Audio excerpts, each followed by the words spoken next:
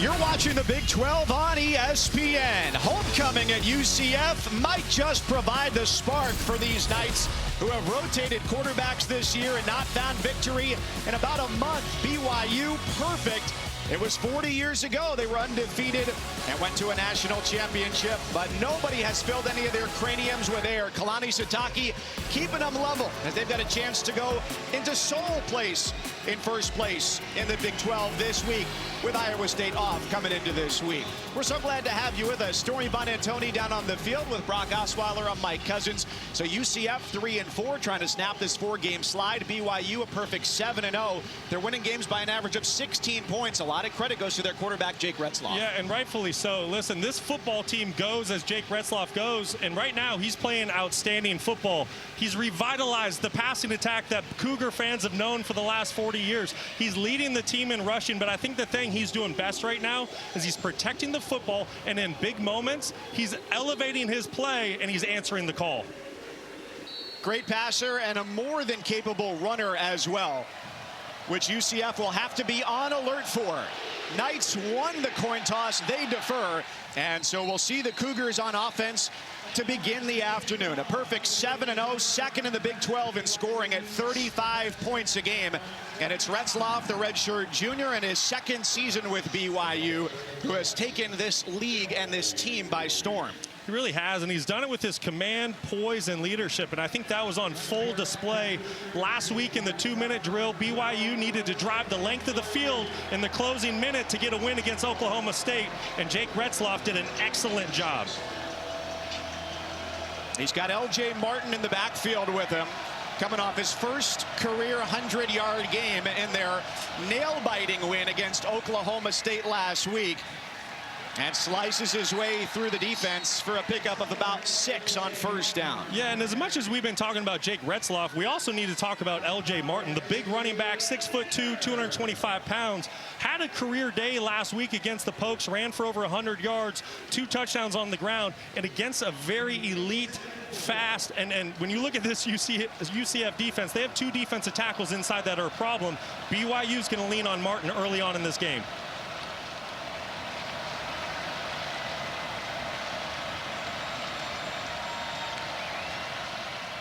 On 2nd and 4, right up the middle to make it 3rd down, 2 to go on the game's opening drive. Deshaun Pace, the tackle for UCF. Pace has been all over the field this season for the UCF Knights, playing really well. A high school defensive back converted to linebacker, just brings so much athleticism to the position. But this is a great opening drive for the BYU Cougars. This is where they want to live. They want to be in 3rd and short. They want to be able to establish the run early on in the football game. And then when you bring the extra defender into the box, take your shots downfield.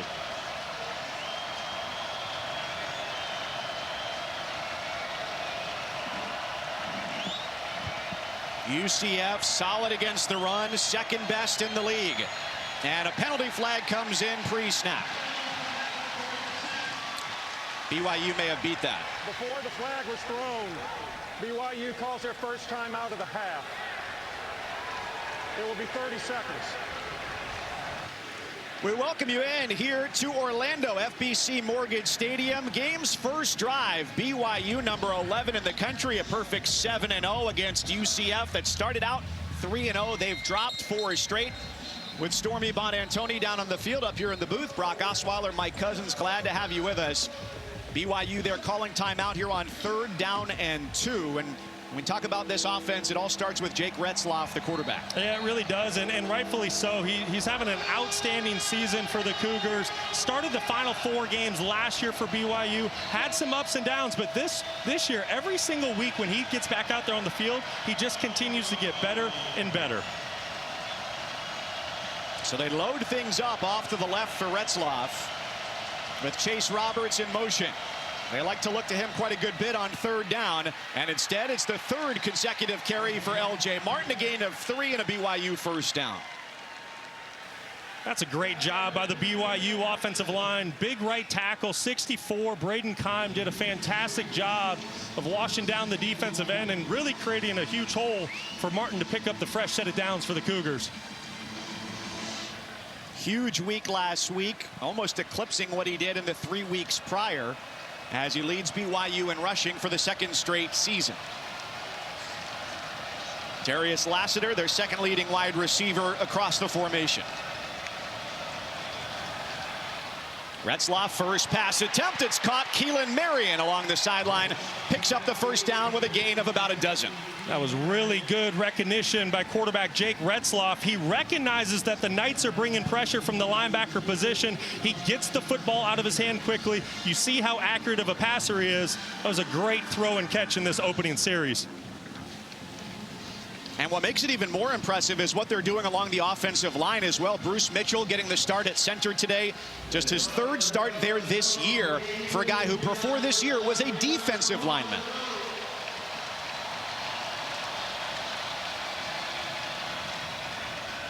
Retzloff's got all sorts of time. Lets it fly over the middle. Ball is caught by Darius Lassiter, who jukes his way to the 32-yard line. Lassiter on the catch. It's 20 yards. It's a really good by the BYU offensive line, giving Jake plenty of time to go through his reads. And then Lassiter pops open, wide open in the middle of the field. I think there was a bust in the UCF coverage. There ended up being two defensive backs that were covering Chase Roberts. Lassiter wide open, and Retzloff makes the defense pay. Great recognition by the young quarterback. Two backs, L.J. Martin, their second leading rusher out of the backfield. Hinckley Ropati in there as well. Ropati stays in to protect. Deep ball is incomplete. The pass intended for JoJo Phillips, coming off his first career start last week. And one of the issues for the UCF defense, they're 8 sacks, second fewest in the league, when we see now consecutive plays where Retzloff has had tons of time to throw. Yeah, you know, and I don't think the numbers tell the full story for UCF. You just mentioned it. The sack numbers aren't there, but this is a front seven that gets after quarterbacks. They're creating a lot of pressures. You saw the hit on the last play that was delivered on Retzloff. So although the sack numbers aren't there, there's a couple big defensive tackles on the inside and backers at the second level that can cause pressure for UCF. Ropati gets his first touch of the afternoon. Sneaks his way across the 30-yard line. 3 yards there for the redshirt senior from Downey, California, coming back off an injury a year ago. And this is where 3rd down, 7 to go. You can have Retzloff run it. He's a very capable thrower. A lot of things for the defense to worry about. Yeah, and a lot of times this is 4-down territory for the Cougars. They really try to sequence their 3rd and 4th down calls, almost look at it as back-to-back plays. So don't be surprised if they hand the football off here to make it more 4th and manageable.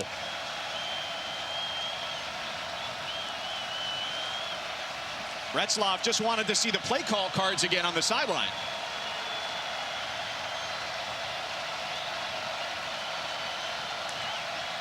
On 3rd down and 7, here comes the pressure. Retzloff reads it, gets up through it. He's got a first down inside the red zone, still going, and he's gone for the touchdown. 29-yard scramble for Jake Retzloff, and it's a first drive touchdown for BYU.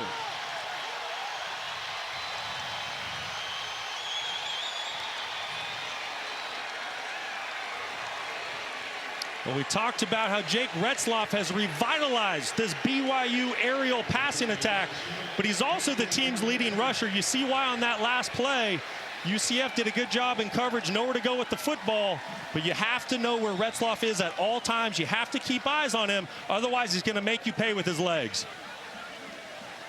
Will Ferrin is on for the extra point. The redshirt junior takes care of business, and it's 7-0 BYU.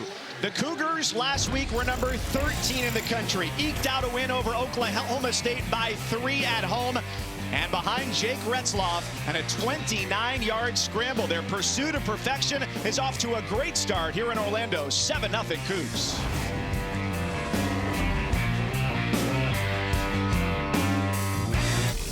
Welcome to the Dr. Pepper Championship Drive Game of the Week. Welcome to ESPN College Football, delivered by Papa John's from FBC Mortgage Stadium here in Orlando, Florida. 1 drive in and 7 points on the board for Jake Retzloff and BYU. He caps it off a 29-yard touchdown scramble, so the Cougars kick it away to the Knights, who will start things 1st and 10 at their 25-yard line. And it's been an interesting year for them after losing at Iowa State last week. A heartbreaker for them by 3. So they have lost 4 straight after winning their first 3, trying to get to 2-3 in the Big 12. On the bright side, they put up the most yards per game in this league, but it has not translated to wins just yet, as they've installed Jakari Brown at quarterback today, making his 5th career start.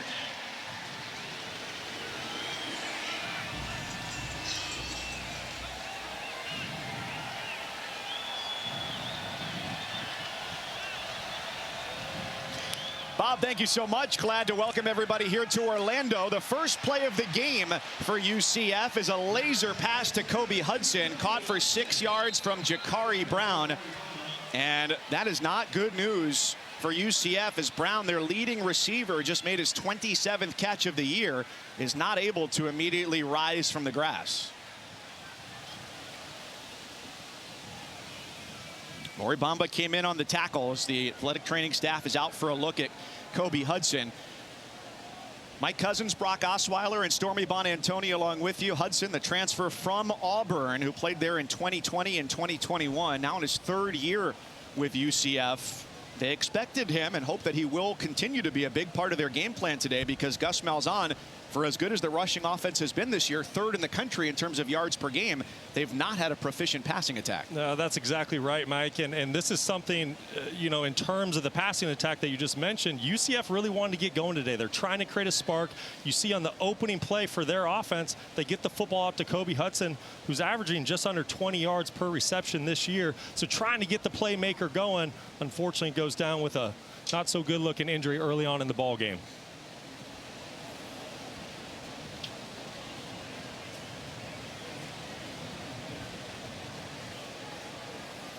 So they'll work to get him back to his feet. The 5th-year wideout out of Pine Mountain, Georgia. Working with Jakari Brown, the redshirt sophomore quarterback transferred in from Miami.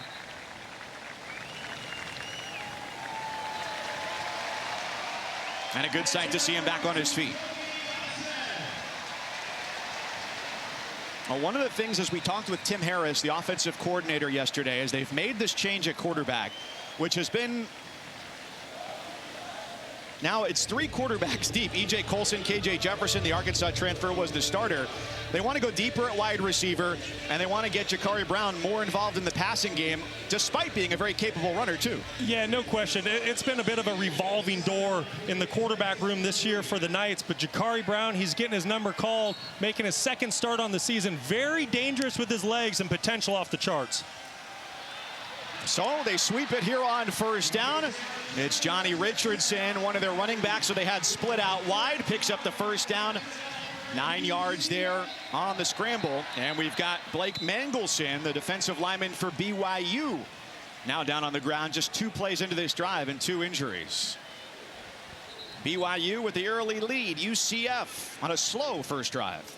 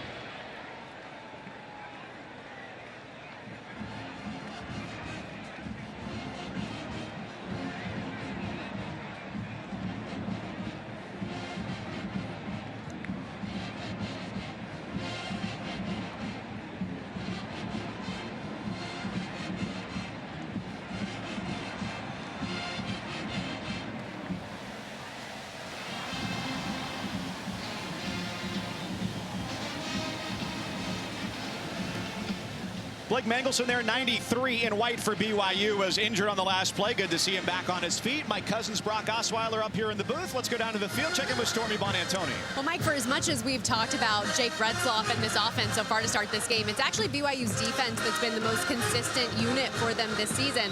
That said, they really struggled for the first time last week against Oklahoma State, particularly against the run. And while defensive coordinator Jay Hill said he didn't want to overreact over just one game, he also knows he's going to have his hands full again here today against UCF's Jakari Brown and RJ Harvey, who just ran wild in Ames. They combined for 350 yards on the ground and 4 touchdowns last week. And as a team, UCF is tied for the national lead in explosive run plays.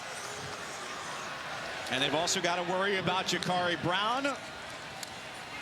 Giving up yards to quarterbacks has been problematic this year for BYU. RJ Harvey gets 3 yards, but BYU this season allowing 57 rushing yards per game to opposing quarterbacks. 57, right, doesn't sound like a lot. That is 8th highest in FBS. Well, listen, there's no doubt about it. BYU has a great challenge on defense this week. They got to have great gap integrity against this rushing attack for the Knights, because it's a two-headed monster in the backfield. Play action for Brown, who's got time. Finds a seam, getting to the edge with good pursuit.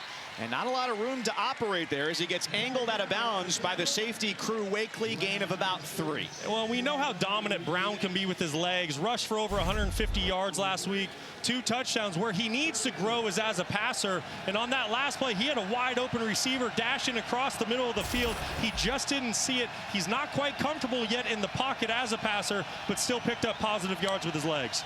He's just 53% through the air, so he hands it off to Harvey, who's brought down short of the first down. Stopped shy by the middle linebacker, Harrison Taggart, their leading tackler. They're right at the brink of midfield. They're thinking about going for it on 4th down, and it looks like they will. Yeah, I'd be shocked if the Knights don't go for it here. They know BYU is going to score points today. It looks like they're sending the punt team out there on the field. That was a great open field tackle by Taggart against one of the best running backs in the entire country. That was a long deliberation. You know, this decision surprises me a bit. Like I said, BYU, they're scoring a lot of points right now. I think this just shows Gus Malzahn, he wants to play the field position game early, pin BYU back, and lean on his defense early in this football game.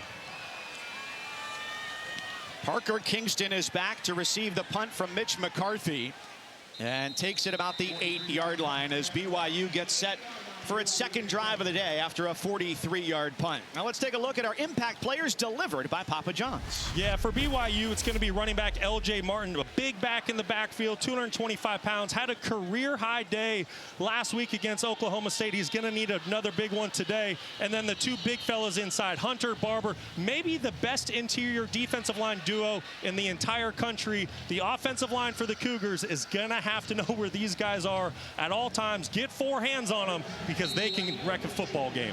Now, defensive coordinator Ted Ruth told us yesterday we've got to have good lane integrity. They did not on the game's opening drive, with Retzloff scrambling for 29 yards and a touchdown. And here on the option, he tosses it back.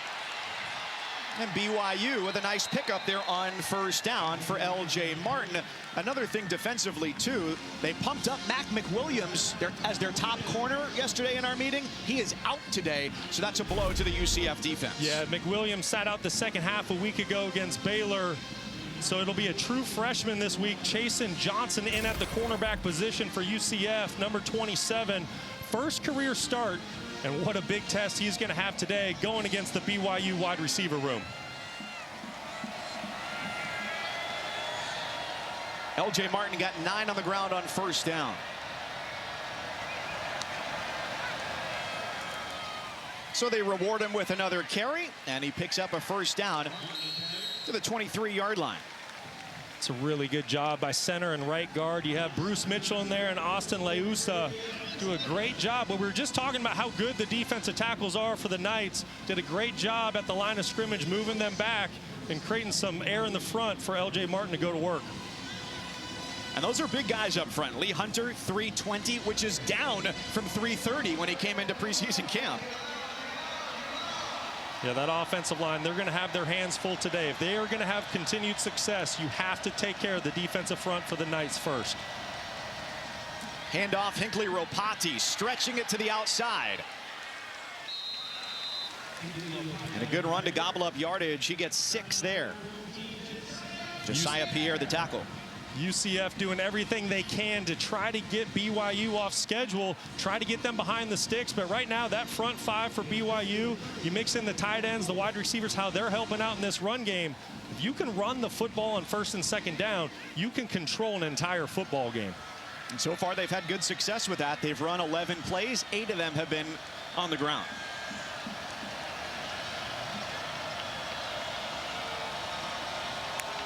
Ropati out of the backfield. 5 receivers out for Retzloff, who threw it behind Darius Lassiter. That was a changeup, and Lassiter wasn't even looking for it. He was blocking. Yeah, that's right, Mike. I think there was some confusion up top to the boundary. Darius Lassiter, who had that heroic game-winning touchdown reception in the 2-minute drill last week against Oklahoma State, he's looking to block.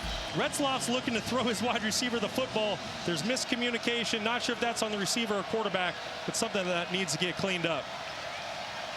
Well, it's going to get loud all afternoon, and a really good showing from the BYU fan base, traveling from all around the country to make this building rumble here in Orlando.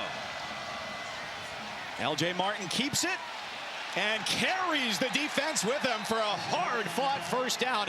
He is stronger than elevator cable running through there. 7 yards for the first. What an impressive second drive to the game for BYU.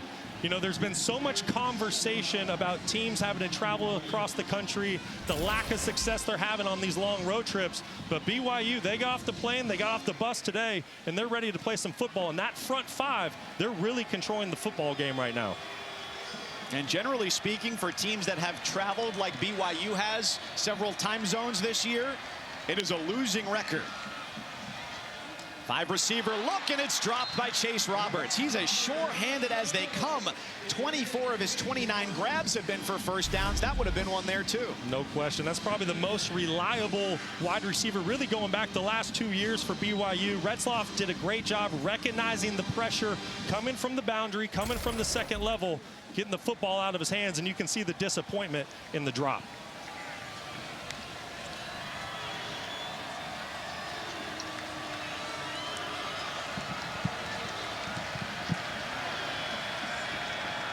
Second down and 10. Ropati with Retzloff. Design quarterback run off to the right side. He gets out of 1 tackle, but that's what brings him down all the way back at the 30. Matthew Alexander with a disruptive presence in the backfield.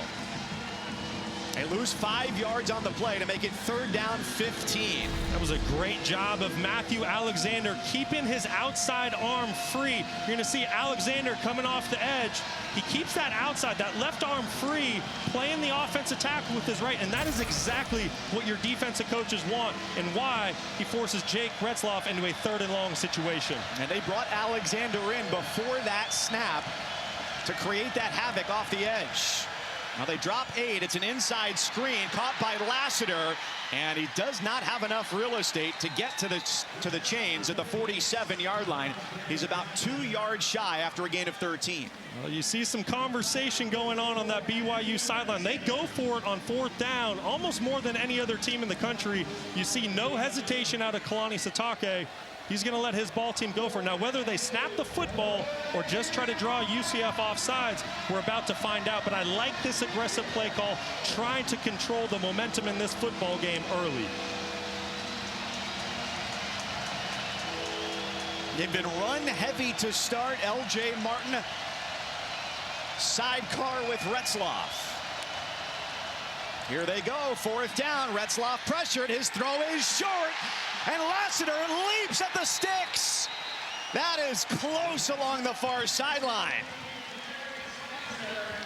So he goes out of bounds, but it's not where Lassiter is. It's did the ball get across the line. What an unbelievable individual effort by Darius Lassiter. There's 2 nights there to make the tackle and give their offense a short field and get the ball back. Lassiter wouldn't be denied. That was an unbelievable play by the 5th-year senior wide receiver.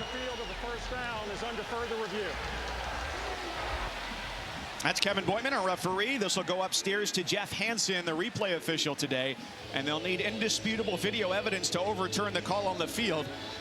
So they'll take a magnified look at where that ball was on the extension from Lassiter, trying to convert a 4th and 2.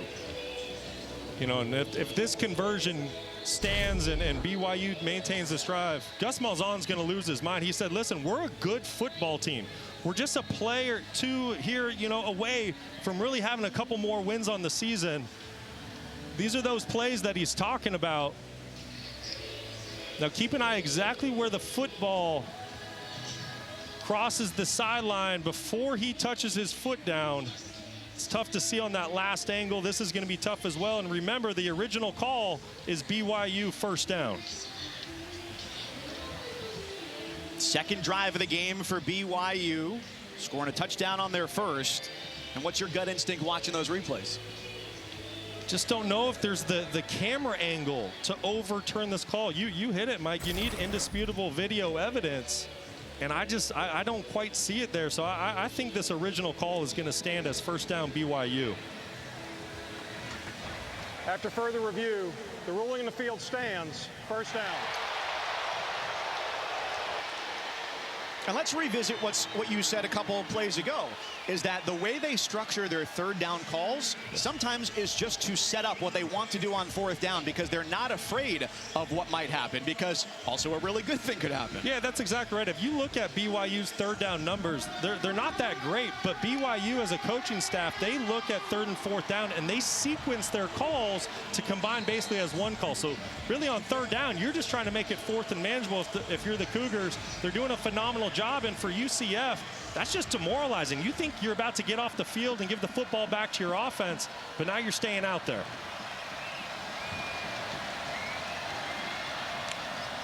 For the moment, everybody got a breather, but it's Retzloff through the air. Pass complete to Parker Kingston. And he's down to the 33-yard line. They are ripping off big chunks through the air. 21 yards to Kingston. Well, that's just a beautiful play design. You're going to see a great play action fake, and that gets the linebackers to step up from the second level and create such a gash in the defense. Parker Kingston does a phenomenal job of throttling down, slowing himself down in that voided zone. Big pickup for the Cougars. That's now a couple times, Brock, where we've seen maybe a soft spot in the middle part of that UCF defense, too.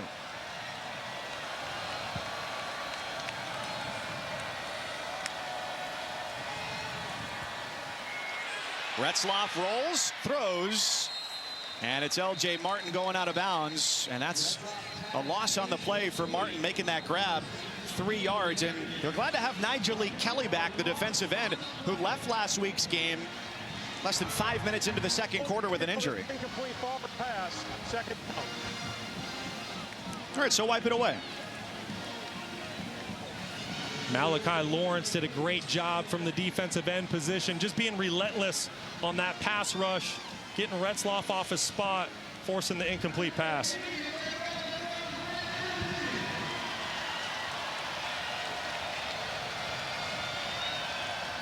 A long drive on a steamy Central Florida afternoon, testing the wear of the defense. Parker Kingston takes it around the edge. Gain of 5. I really like that play call by Aaron Roderick, and the reason why we've talked about how good the UCF defensive front is, particularly at the defensive tackle position. So when you call those speed sweeps early in a football game, that gets the big fellas inside, having to run out to the perimeter and burn some of that energy. And you're talking about how hot and steamy it is in this stadium. That's a sign of an offensive coordinator trying to wear down a front four. No doubt UCF is used to the weather, but their jerseys also absorb the heat today. Inside 2 minutes, first quarter. Retzloff lets it fly, and it's too tall for Chase Roberts.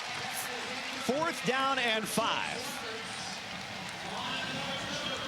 Yeah, that football was a little bit forced by Retzloff, trying to get it to his go-to guy, Chase Roberts. He's been so reliable on the season, throwing it into double coverage. I don't think he saw 27, the true freshman quarterback Johnson. He was kind of playing a cloud position up front at the line of scrimmage, drifted off as the play went along. I think Retzloff thought he had his wide receiver in one-on-one coverage. Great job by the Knights defense, bending but not breaking and forcing a field goal. Will Ferrin from 46. He's hit from as long as 54 this season, and they fake it. It's Ferrin around the edge. He's got options, and he keeps it. That's a BYU first down. A beautiful play call, and they get the fourth down conversion again on an 8-yard run. How about that trickery for some fun out there on a Saturday? Unbelievable play call, gutsy decision by Kalani Sitake, and he's rewarded for the aggressive play call here. Farron doing a great job. He had a tight end wide open, but you don't want to risk the throw. Great job picking up a first down, and this is something that is part of BYU's identity under Sitake. They like the trick plays. They like being aggressive.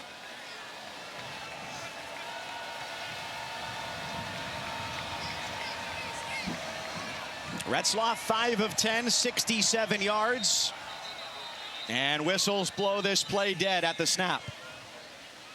UCF with its, or rather BYU with its second timeout of the first quarter. Calls their second charge timeout of the half. Media timeout.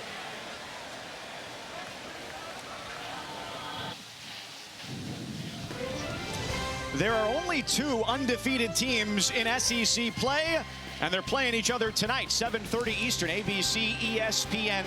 It's the first time since 2007 that nobody in the SEC has gone fully undefeated before the end of October. LSU 6-1, A&M 6-1 tonight, 7:30 from College Station. It's a long drive for BYU, their 15th play of the drive coming up, almost 7 minutes off the clock as they have dominated possession here in this game.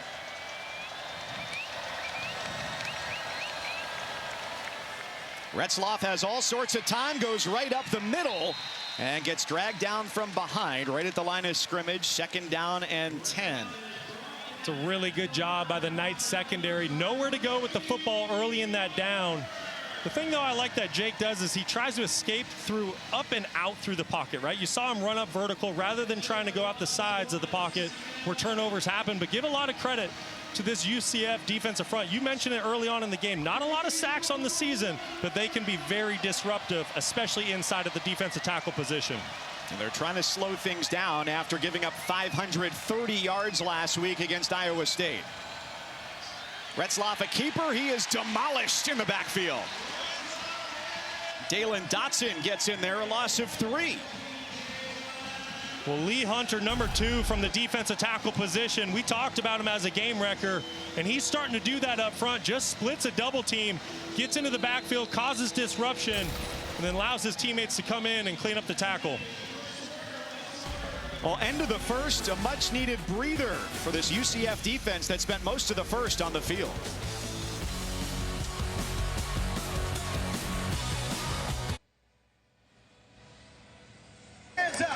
Coach Sitake, your offense has been consistently moving the ball, but a big third down here. What do you need to see?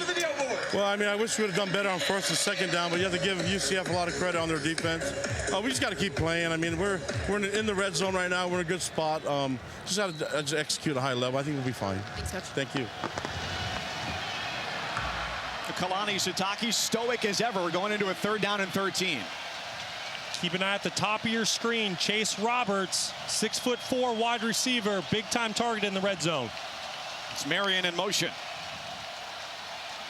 Pressure comes. Retzloff swings it out, and the screen pass incomplete to the running back, L.J. Martin. Fourth down and 13. And so this long drive that started all the way back at their own 9-yard line and has spanned 17 plays, I will say might culminate with a field goal. Yeah, no question. That's a really good job by the UCF defense, sniffing out the halfback screen that BYU was trying to get off. And this is an area of the field UCF has done a really good job in all year long. They bend a bit down the field, but they've done a really good job of holding teams to field goals in the red area. Already one fake field goal turned into a fourth down conversion today. Will Farron from 41 yards knocks it through. And it's 10-0 BYU. Just 7 seconds into the second quarter. And the disparity right now just between time of possession is jarring as BYU has held the ball for all but about 2 minutes of the game. Yeah, it really is. It's BYU taking a page out of the UCF blueprint of ball control and running the football. So we haven't seen much of Ja'Carri Brown at quarterback so far today, or this season for that matter, because the season began with high hopes. KJ Jefferson, but he had a dismount after 5 starts. They turned it over to E.J. Colson, the true freshman out of Byron, Georgia, just 17 years old. And it didn't go well for him. He's 1 for 4 through the air on the year. He became the youngest quarterback to start ever for UCF. And now the show belongs to Ja'Carri Brown, transfer from Miami, who today makes just his 5th career start. And it's still a bit of a learning curve for him because he went through spring ball with the Hurricanes and joined the Knights in summer. Yeah, that's exactly right. This is only his 2nd full week of getting, big-time reps as the starting quarterback. Last week was his first start on the road at Iowa State. He did some phenomenal things with his legs, really struggled through the air, only going 8 of 20, something that Gus Malzahn wants to see him improve upon today in the pass game.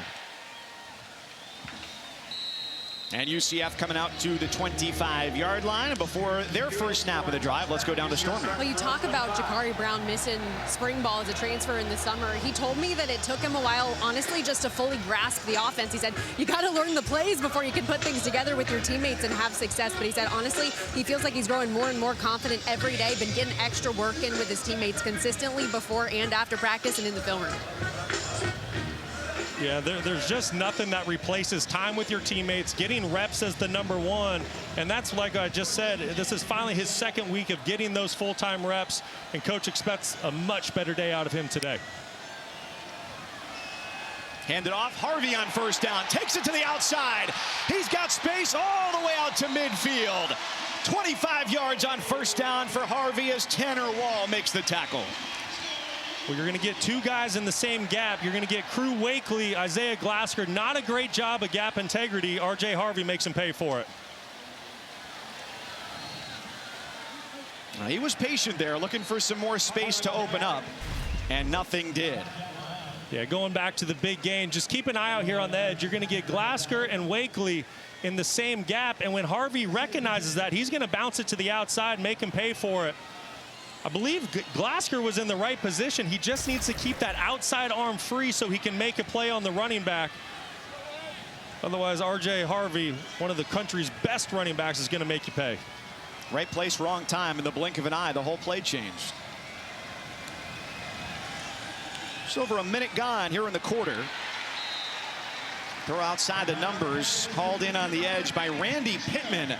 Their tight end and 2nd leading receiver picks up 3 yards, 3rd down and long. Yeah, Pittman's a really good player for UCF, someone that they need to find a way to get the football to more often. He's kind of like a hybrid tight end, reminds you of a receiver at times. He's definitely a mismatch for a defense. Now passing down, but remember last week, Brown, the quarterback, ran for 154 in their loss against Iowa State. He faces the pressure, he gets flushed out of the pocket, and the shoestring tackle doesn't bring him down, but it did force an errant throw out of bounds after great pursuit by their leading tackler, Harrison Taggart. The quarterback was outside of the tackle box and threw the ball to the line of scrimmage. 4th down. Well, this is a really good job by defensive coordinator Jay Hill testing a young quarterback. You're going to see pressure off the edge here from the nickel back and outside linebacker. And Jay Hill's testing the young quarterback. Hey, do you know where to go with the football when you're hot? When the defense is bringing more than our offensive line can protect. And on that time, the win goes to BYU. So it's a native of Melbourne, Australia, Mitch McCarthy, punting for the 2nd time. Parker Kingston is back. We've got a penalty flag.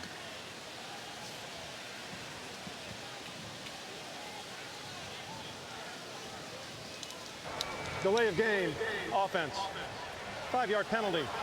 Still 4th down.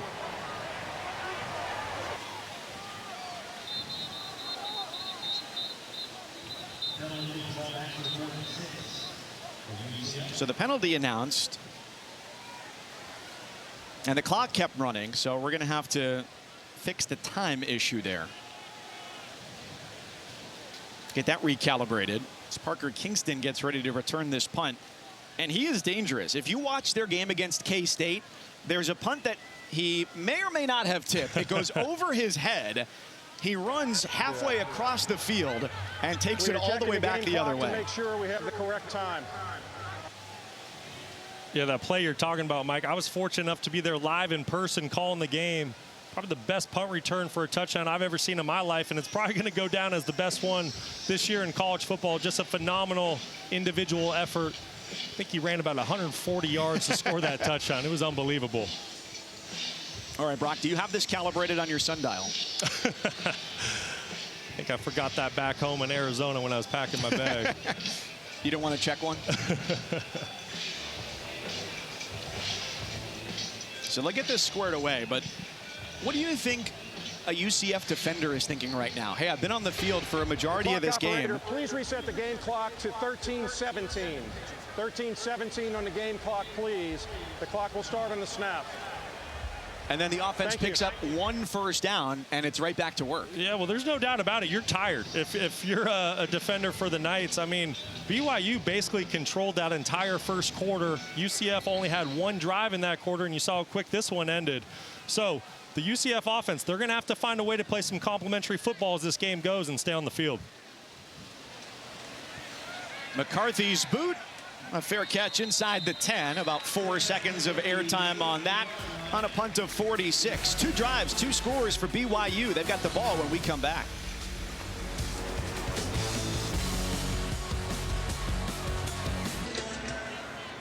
UCF trailing BYU 10-0, and they'll be without their lead wide receiver, Kobe Hudson, the rest of the way. We saw on the first offensive drive for UCF him get stuck with that right ankle, lower leg on the field. You could tell with the body language right away it wasn't good. He had to be helped off the field. He did try repeatedly on the sideline to work it out, stretch it out with trainers.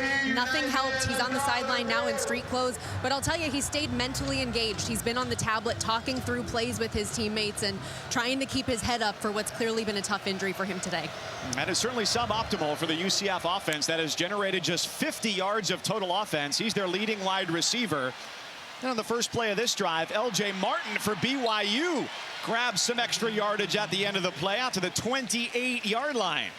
It's a little speed option by Retzloff and Martin. This is a play that they've gone to a couple times today, and you're just pitching off the defensive end. You see the defensive end attack upfield and towards the quarterback. That's going to be a pitch to the running back every single time.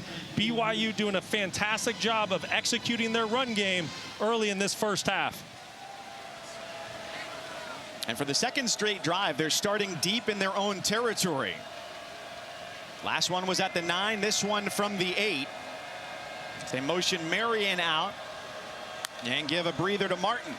Hinckley Ropati, a running back, gets the pass out of the backfield and takes it for a BYU first down. So essentially, UCF is getting its own medicine right now from BYU with those short passes and the running game, which is almost 100 yards. Yeah, BYU doing a fantastic job with ball control, but I love what Retzloff does. He sees that Marion's covered. He doesn't force the pass inside. Instead, he moves on to his halfback, moves on to his second read, checks the football down to Rapati, gets positive yards. You know what that shows me?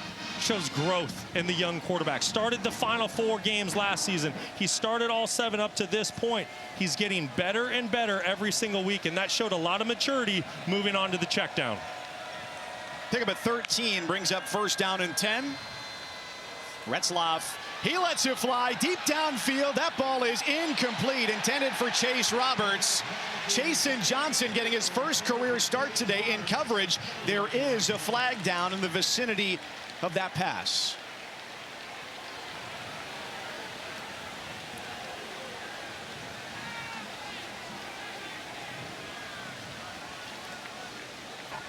Pass interference, number 27, defense. 15-yard penalty, automatic first down. Well, that's good recognition by Retzloff to try to attack the true freshman cornerback making his first career start. I don't know if I necessarily agree with this call. There's a little bit of contact down the field, but both players are allowed to make a play on the ball.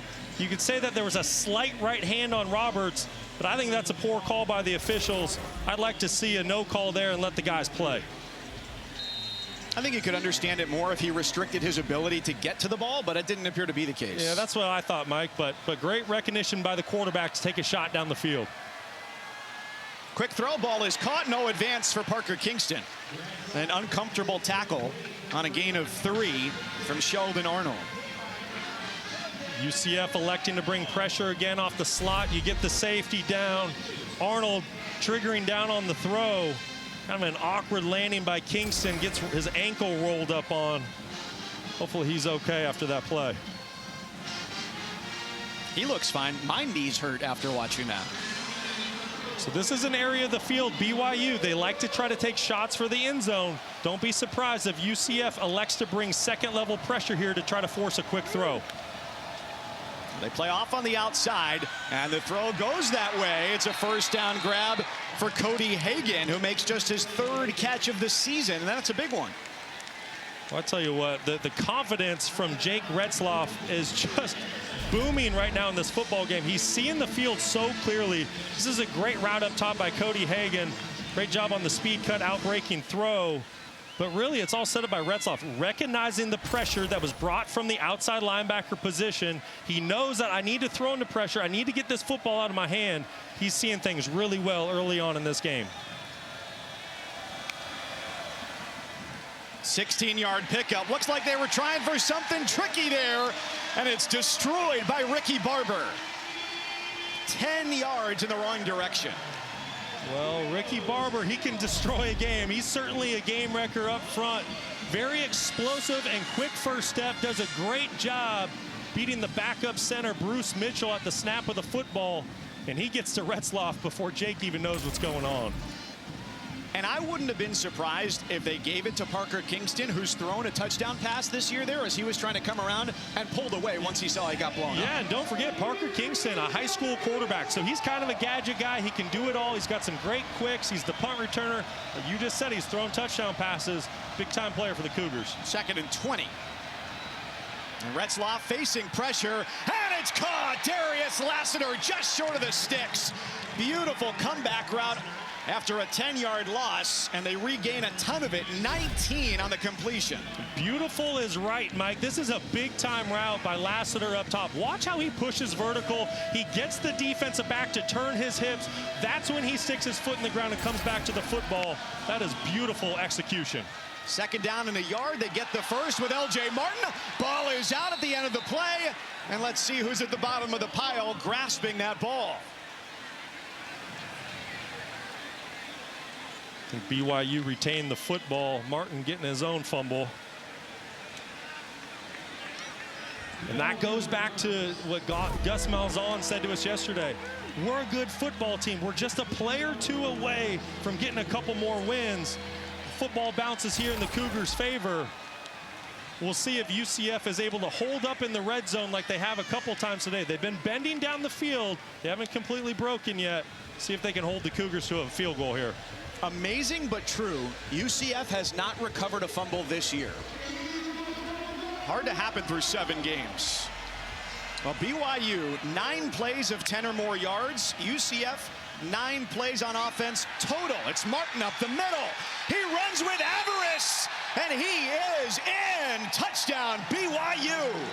He just wanted more, and he goes 15 for the score.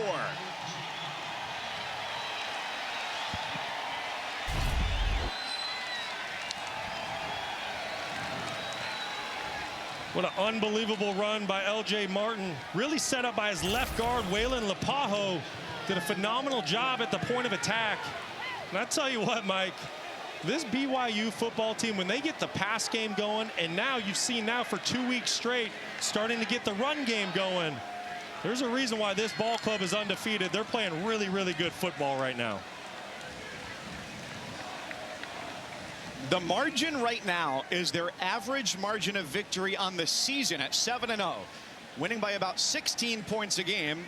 And Will Ferrin will try and make it 17. Well, and then think about the bad bounces for UCF. A play ago, you almost had a fumble. You're getting off the field. Now you're about to be down 17. And your offense is not built to come back from a deficit like that.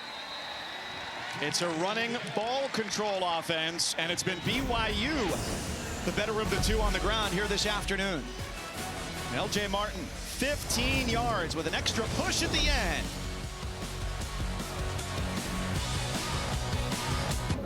ESPN College Football is delivered by Papa John's. Better ingredients, better pizza. Better get you some. Homecoming weekend here at BYU, and one of the big events is the Spirit Splash. It's a pep rally. Knights fans charge into the reflecting pond. They get collectible rubber ducks, commemorative t-shirts. With the number of phones I saw in there, I think rice sales might have gone up around the Orlando area, with some folks might having to put their phone in some rice to dry out after yesterday. BYU with a 17-0 lead. UCF has the ball, and we go to the studio for an update on Texas and Vandy with Matt Berry.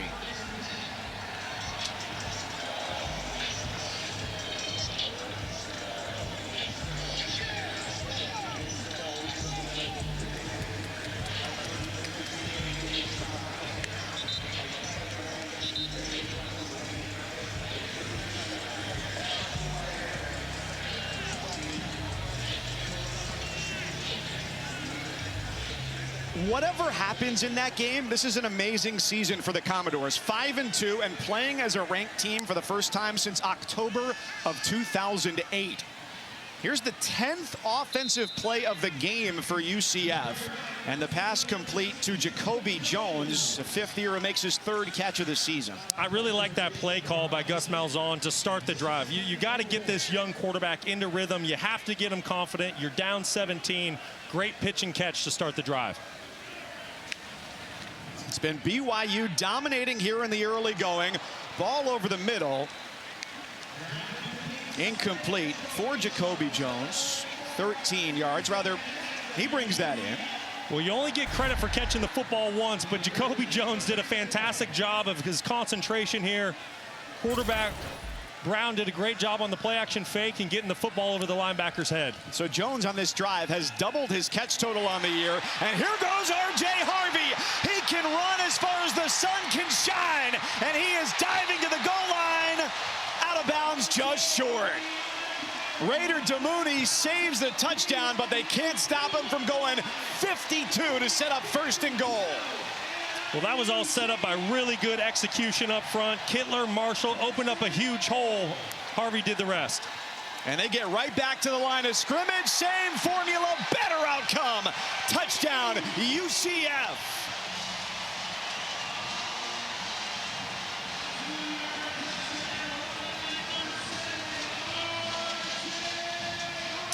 Give the football to Harvey, and good things are going to happen for your football team. You see how explosive he is on that last drive, and that was the answer the Knights needed. Now bringing it back within a two-possession ball game here in the second quarter.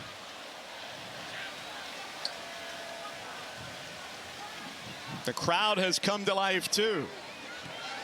Grant Reddick's extra point, good.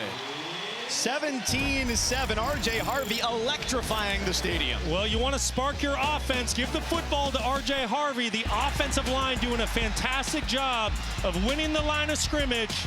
Harvey does the rest, showing his speed down the sideline, and then finishes off the drive by punching it in for 6.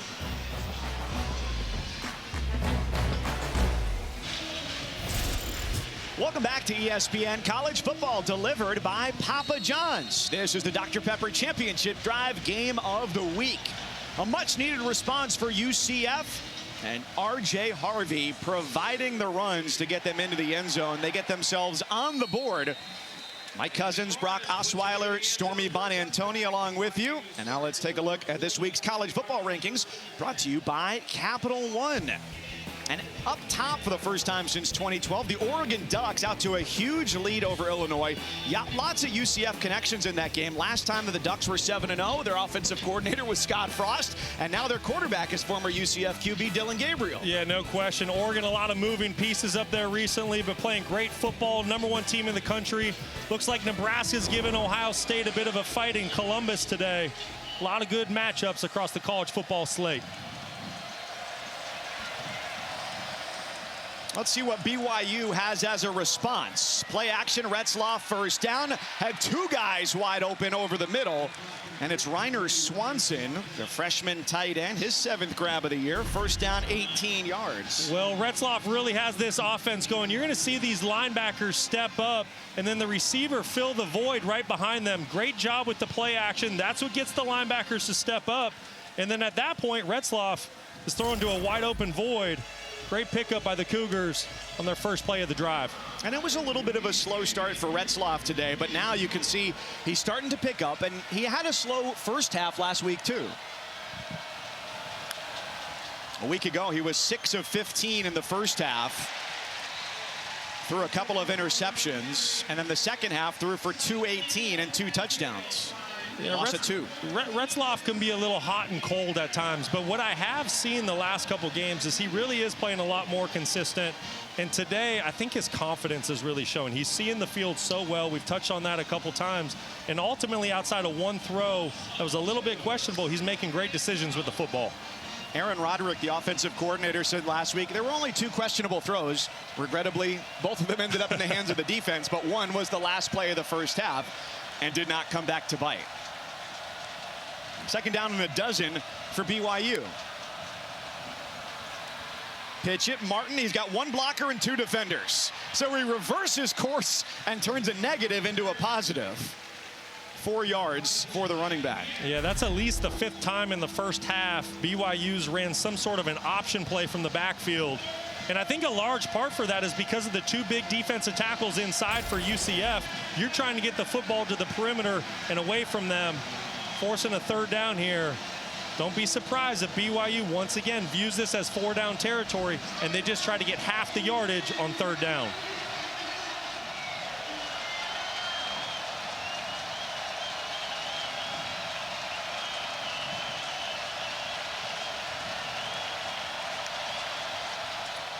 Blitz is on.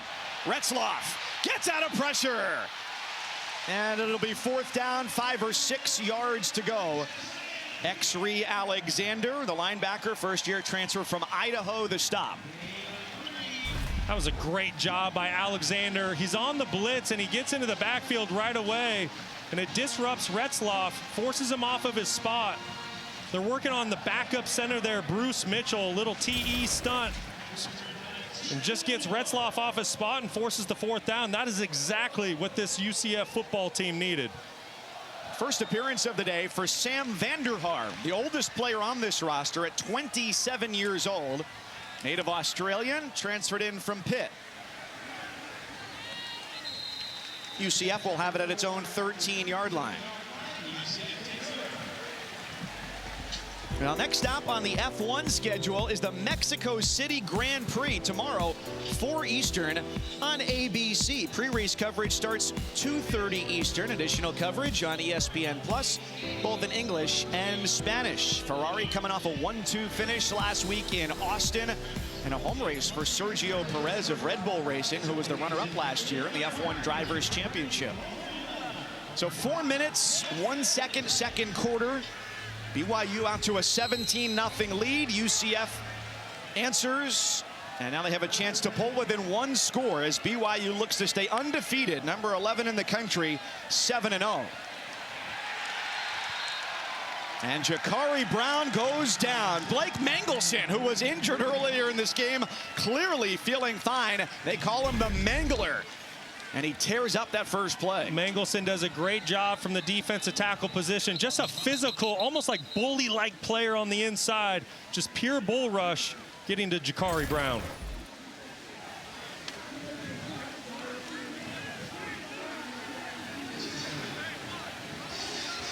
No, not a lot of urgency here from the Knights.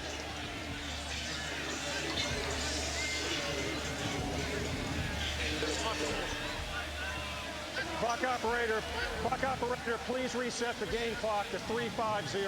3:50 on the game clock, please. Thank you. The clock will start on my signal.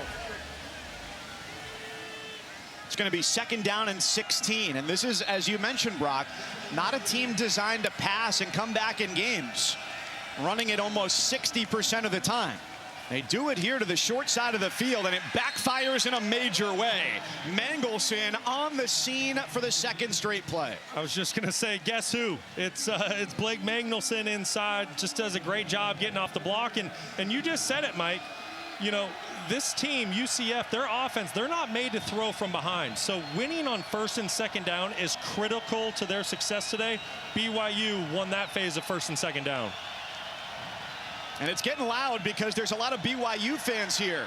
Screen is set up, complete Jacoby Jones with some room to run, and he gets twisted down by Mangelson. So the tackle on all 3 plays, right to the sticks. That was really great execution by the Knights. Just a little tunnel screen down to the boundary. Wide receivers get out in front of Jones, as does the offensive line. That is a big-time pickup in a 3rd and long scenario. And a call where the offensive coordinator, Tim Harris, has got to be confident, pinned back deep. Flag is thrown on the handoff. Goes for about 5 up the middle, but let's check this penalty marker. BYU may have had 1 additional player on the field.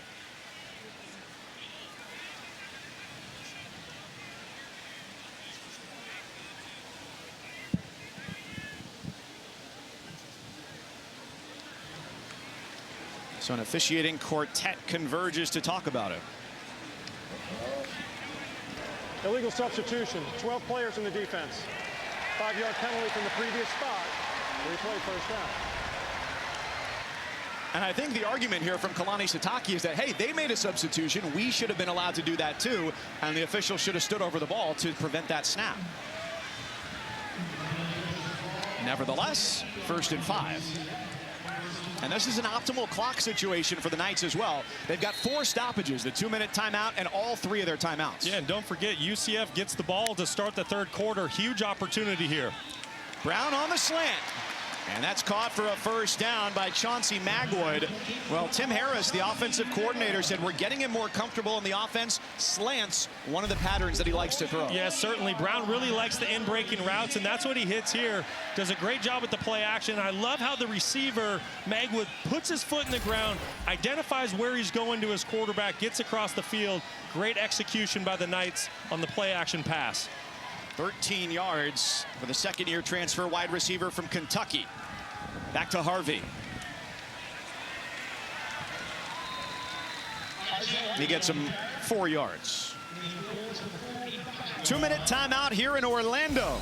UCF moving downfield, looking to put up some points before the break.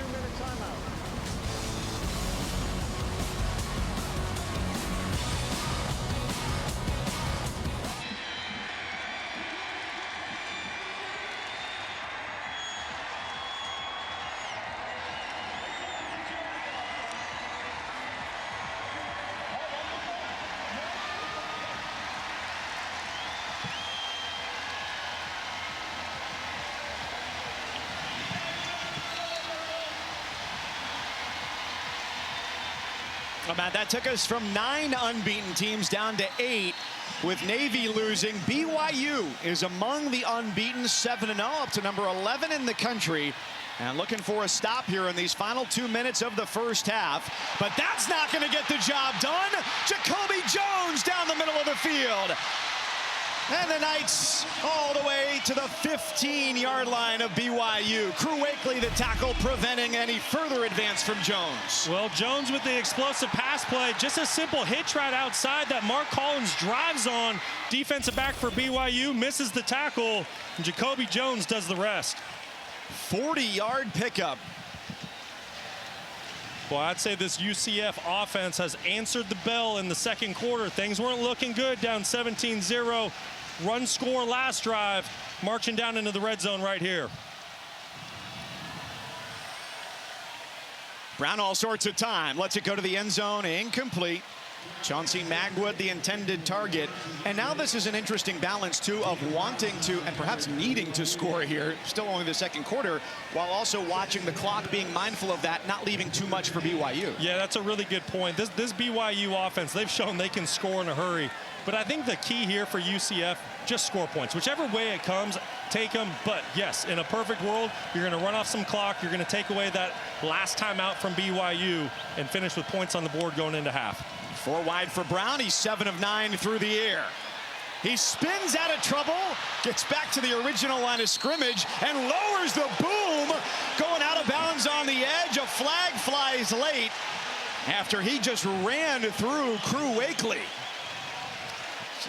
Just not a smart play by Brown. You cannot stand over a defender. Something officials have been calling all year long.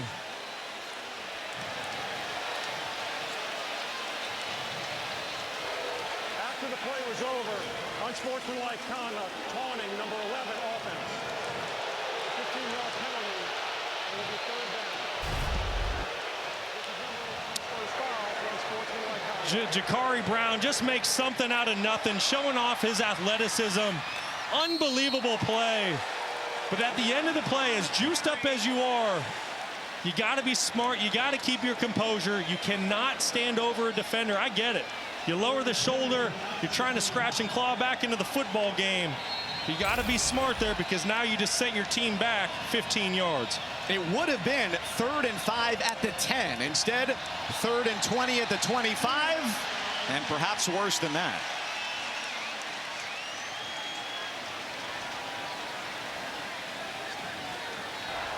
Offside, number 59, defense. Entering the zone and causing a penalty. To a third down. That's the defensive end, Logan Lutui. Yeah, just getting a little bit of a head start on the initial clap by UCF. BYU's done a really good job of limiting penalties this season, one of the least penalized teams in America. Little undisciplined there on that third down. They're 8th best in the country, 4 penalties a game. 1:09 before the break. UCF still with all 3 timeouts. Brown facing a 3-man rush. Do they dare him to throw? He does. And it's too tall to the end zone. Again for Randy Pittman, the tight end. 3rd down, 15. Just becomes 4th. Just absolutely nowhere to go with that football. BYU elects to drop 8 defenders into coverage, only a 3-man rush. You're going to see it here, just nowhere to go with the ball. Jakari Brown does a good job of trying to get it to tight end Randy Pittman in the corner of the end zone. Good stop by the Cougars. It's a 38-yard try for Grant Reddick, which would be the longest of his career by 1 yard.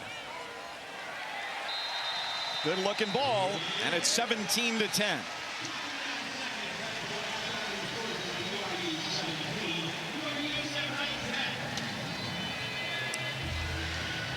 And now a quick word from Cheez-It. Gee, really tasty stuff out there. The crunch, the satisfaction, and now you're being named MV Cheese. What are you gonna do next? I'm going where cheese dreams come true. I'm going to Cheez-It World, baby! Cheez-It, official sponsor of the college football playoff.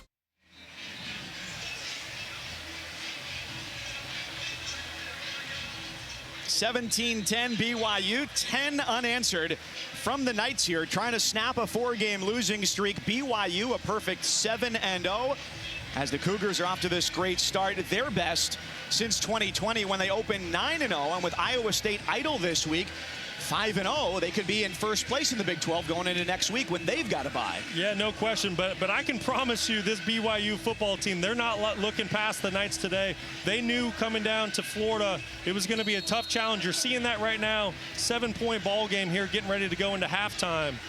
BYU understands what's at stake. 12-team playoff this year. If you win the conference title, you get an automatic bid, chance at a first-round bye. BYU not taking this matchup lightly, and UCF doing a tremendous job in the second quarter of scratching and clawing and getting back in this ball game. Well, certainly college football playoff aspirations. This is the college football playoff projected bracket based on the current AP poll. Of course, we'll go to the college football playoff rankings later on this year. I love the 12-team playoff because look at these great matchups that we could have. Yeah, I'm so excited about it, and I think the thing that is going to be the best part about the 12-team is those first-round games that you're looking at, those are going to be played on college campuses, home environments for those teams. It's going to be spectacular, and then don't forget, your 4 highest-ranked conference champions will get a first-round bye, and that also includes the group of 5 schools in the mix. Which is Boise State right now. Ashton Genty, a relatively modest game last night, still over 100 yards for the running back, who, in a great story put together by Ryan McGee this morning on College Game Day, has surged to near the front of the Heisman conversation. Yeah, he's been phenomenal. I was going to say, I'm a little surprised BYU's not burning their timeout. I think they're doing a good job saving it here, getting back on the line of scrimmage quickly in this 2-minute drill. Similar to what they had to do to win the game last week. And LJ Martin gets out of bounds. The players talked about how there was never any diminishing confidence on that 2-minute drive last week. It was the thing of dreams for Jake Retzloff. No question, and it showed up in the execution of it. Retzloff and the rest of his teammates, it was really a perfect drive. It reminded me a lot, you think of the greats, John Elway and his 2-minute drives, Joe Montana. I tell you what, Retzloff, he was cool as a cucumber, executed great. He had a run that really put them into scoring position where he could have ducked out of bounds. He put his foot in the ground, got an extra 25. It was a big-time play by the young quarterback. So still plenty of time to work with. Off his back foot over the middle of the field. Incomplete for Marion. Yeah, and that football was just off target. You see Retzloff drifting a bit in the pocket, a little frustrated he missed that throw, because he knew he had Marion over the middle, and Marion was going to have an opportunity to catch and run with the football. But give some credit to that UCF front four for getting the quarterback off of his spot. And as always, we've got to keep an eye on Chase Roberts, their leading receiver on the year, setting up to the bottom of the formation, who has not been an active offensive participant in terms of catches today.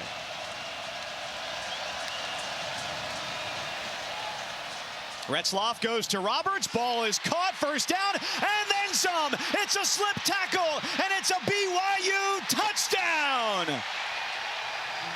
62 yards for the late first half score.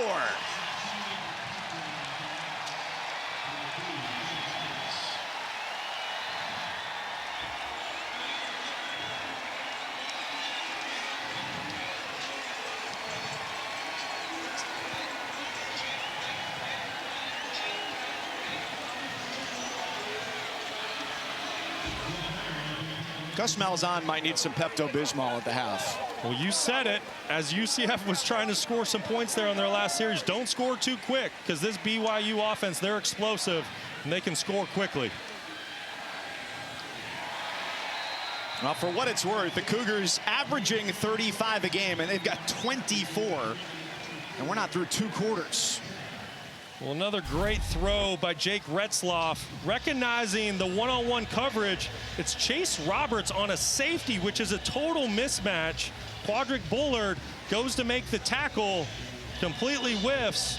And Chase Roberts, because in one-on-one, and UCF electing to bring pressure so there's no safety help. It was a great pitch and catch for the BYU Cougars to get extra points as they go into halftime. Great execution.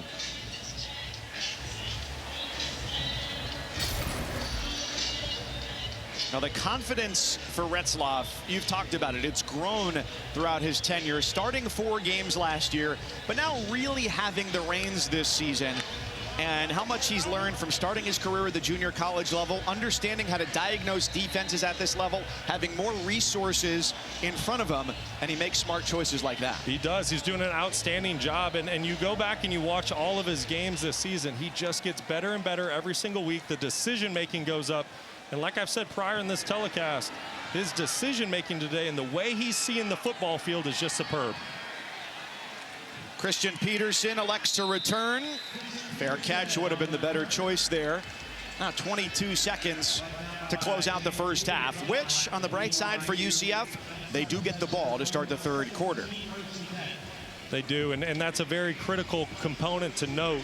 Yes, it's a 2-possession ball game right now, but because you get the football to start the 3rd quarter, I expect UCF here probably to hand the football off, or maybe just a quick little screen pass. If you can get a big chunk of yards here on this first and 10, then maybe you try to push the ball down the field and get some points before half.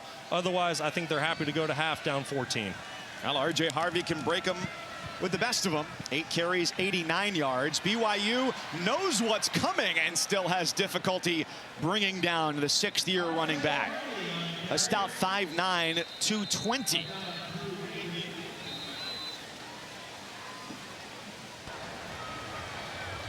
UCF calls their first time out of the half. It'll be 30 seconds. Well, got him and might as well use him. Tomorrow, 10 a.m., the NFL Countdown crew gets you caught up on the early breaking stories, injury updates for the games right up until kickoff. And then Monday night, Giants in Pittsburgh to take on the Steelers, 8 Eastern. ABC, ESPN, coverage on ESPN Plus to go with you wherever you might roam. On ESPN Deportes as well. Peyton and Eli have the call of the game on ESPN2. I think this was a really good decision by Gus Malzahn to take one of his timeouts, because at the end of the day, there's still 13 seconds. You're down 14. If you can get one more chunk play here, you got to put the ball in the air at this point. But if you can pick up some positive yards and get into a position where either you can try a long field goal or throw a Hail Mary, every point against the BYU Cougars matters.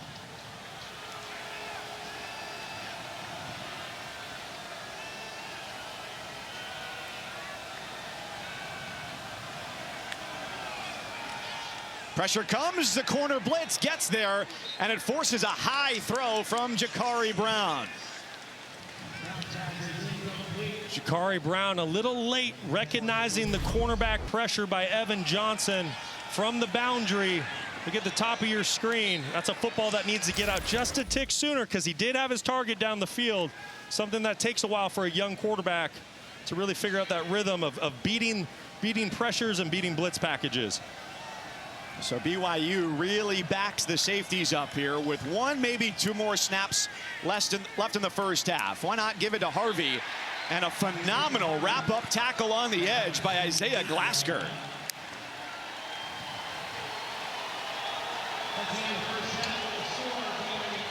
Now BYU got out to a 17-0 lead.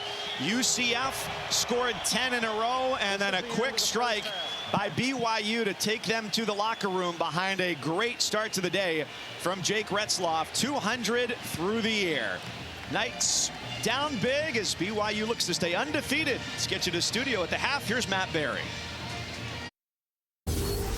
Welcome back to the Dr. Pepper Championship Drive Game of the Week. Welcome back to ESPN College Football, delivered by Papa John's. Here in Orlando, you're watching the Big 12 Conference on ESPN. Getting ready for the start of the third quarter between number 11 BYU. The undefeated Cougars have the lead over UCF. Jake Retzloff, BYU quarterback, the story of the first half. 12 of 19, 200 yards through the air. He opened the game with a 26-yard touchdown run. The Cougars went up 17-0.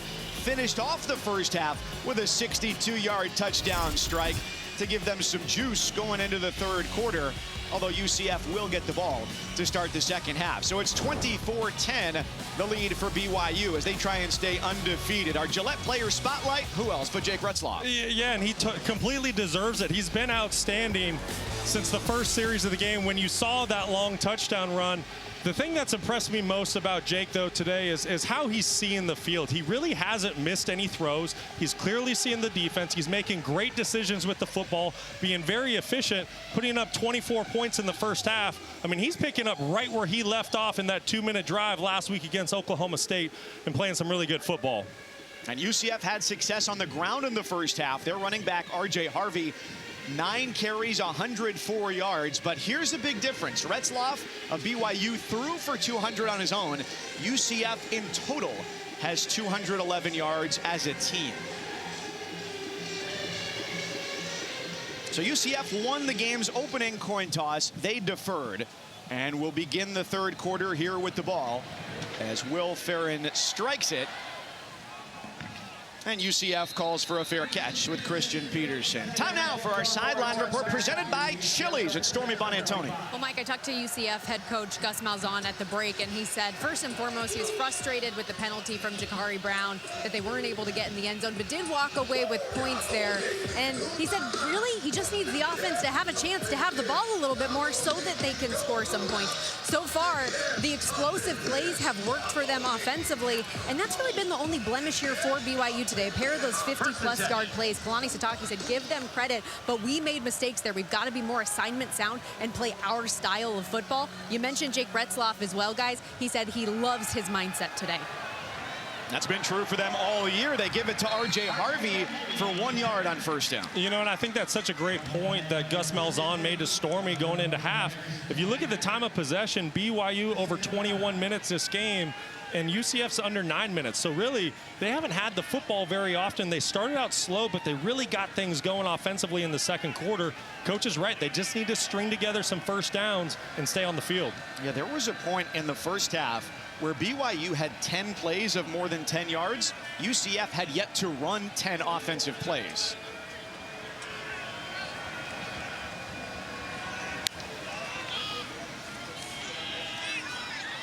Keeper Brown, one, maybe two to the edge. Third down and long, and they did not excel on third downs in the first half, going just 1 of 4 on third. Yeah, and I think a lot, the reason why UCF struggled on third down in the first half is because all of them were third and long. They weren't in many, third and 1, 2, 3, and that's where UCF wants to live. They're a run-first team, as we all know, so these third and long situations definitely benefit BYU. Jakari Brown at quarterback, 5th start of his career. And there's motion along the line, 2 flags on either side.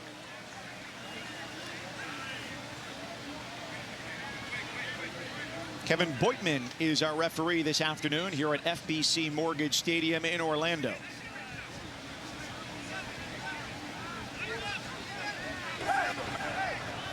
Offside. Defense entering the zone and causing a reaction. 5-yard penalty. Third down. I think that's a good call by the officials. That's on middle linebacker Harrison Taggart.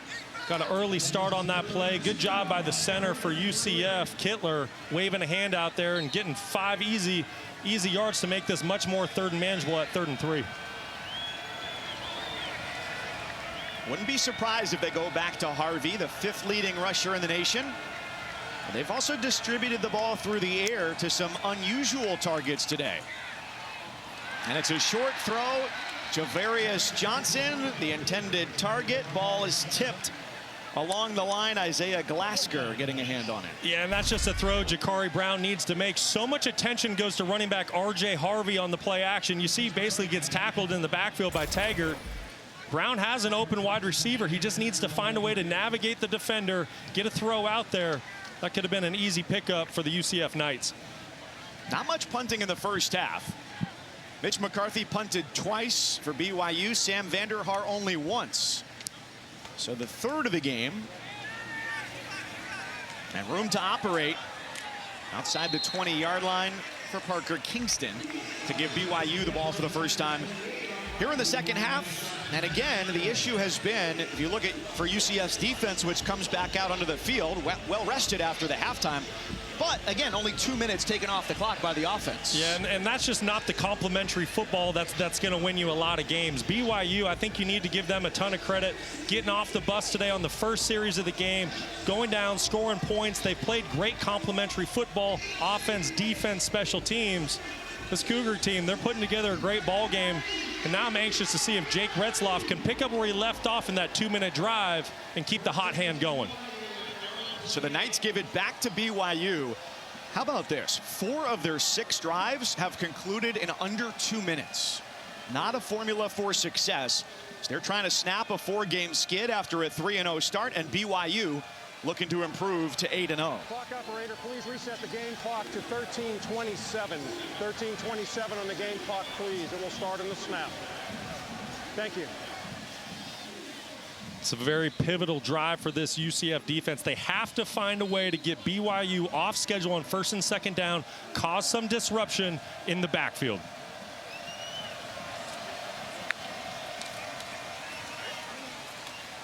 Up the gut, L.J. Martin, gain of 4. What schematically can UCF do differently to get them behind the chains? You know, it's tough. They've tried a lot of different things today. They've played coverage. They've just rushed 4. They brought extra defenders in a blitz situation. They've brought 5 at times. They've brought 6, but then they get beat in voided zones in the pass game. So right now, I think you just need to give a lot of credit to BYU in executing their game plan. Doing it with a mash unit at the offensive line. Bruce Mitchell, just his 3rd career start at center. Austin Leusa filling in at right guard. 2nd consecutive handoff, gets bottled up after a pickup of 3. Dalen Dotson surging to the scene. You know, and this is where BYU BYU wants to live. 3rd and 3. You picked up 7 yards running the football on 1st and 2nd down. You have a 14-point lead in the second half. You want to start running clock right away, which is what you see with BYU. They're going to be in no rush to play with tempo. They're going to take their time offensively and really try to ground and pound out this second half. 3rd down and 3. LJ Martin and Hinckley Ropati, the running backs. Retzloff, it's a keeper, and as he lunges by 1 yard, he does get the first down.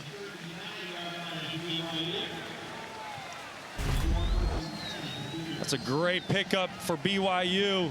Fake the speed sweep to Ropati. It gets the linebackers to rock just a bit out to the field, which creates the gash in the defense for UCF. And Jake Retzloff showing he came into this game, he was the leading rusher for the Cougars. He's a dynamic player. Not only can he do it with his arm, he's showing you today he's very dangerous with his legs as well. And an eminently coachable player, too. His dad, Steve, coached football for 2.5 decades. His mom, Maxanne, 20 years as a tennis coach. Deep drop, back foot throw, and that ball is incomplete, but there is a flag down. Blatant interference there. Quadric Bullard, who missed the tackle on Chase Roberts at the end of the first half that gave up a touchdown. That's 15 yards. Yeah, football underthrown. Great recognition, though, by Retzloff. He has a wide receiver being covered by a safety once again. Number 10, defense. 15-yard penalty. Automatic first down. And gives his wide receiver a chance to make a play. Keep an eye on Kingston running the go route down the sideline. Like I said, you have a safety play in this ball. If Retzloff recognizes the coverage a little bit sooner and gets that ball out in front, it's going to be an easy touchdown for BYU. But still, fresh set of downs after the penalty. Is there a case there where that may not have been his first progression, so he didn't see it early enough? It very well could be, but when you're throwing the football down the field, you need to be on time. Otherwise, you're always going to be behind your receivers.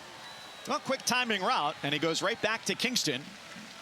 After he got denied a long catch earlier, they give him the reward there, 6 yards for the redshirt sophomore out of Layton, Utah. You know, we've been talking about it, Mike. This BYU offense, and specifically Jake Retzloff, they're just so comfortable right now. You can see the confidence that they're playing with down there on the field. UCF, they're going to have to dig deep into that playbook and find some sort of scheme that slows down this offense and gets them off schedule on 1st and 2nd down.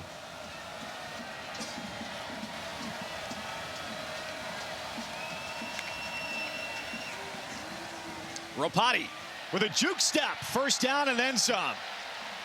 Takes it to the 26, 14 yards for Hinckley Ropati. Yeah, that's an unbelievable job by the running back, but it all gets started by the offensive line. Just a huge gash in the front. You see Lee Hunter, number 2, making some early penetration, trying to disrupt the running back and get them off schedule, but then Ropati sidesteps it, hits the gas, and then jukes out Alexander as well to pick up another first down for BYU. To borrow a phrase from Tom Wamsgans, that was a ludicrously capacious opening there along the offensive line.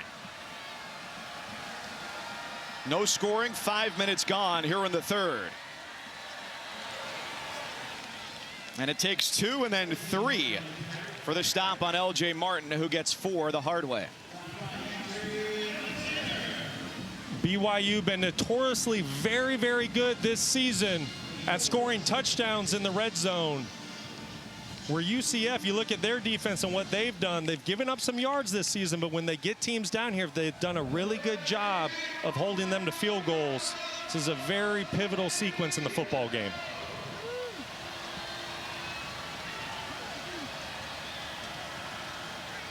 Let's see if they don't take a shot on 2nd and 6.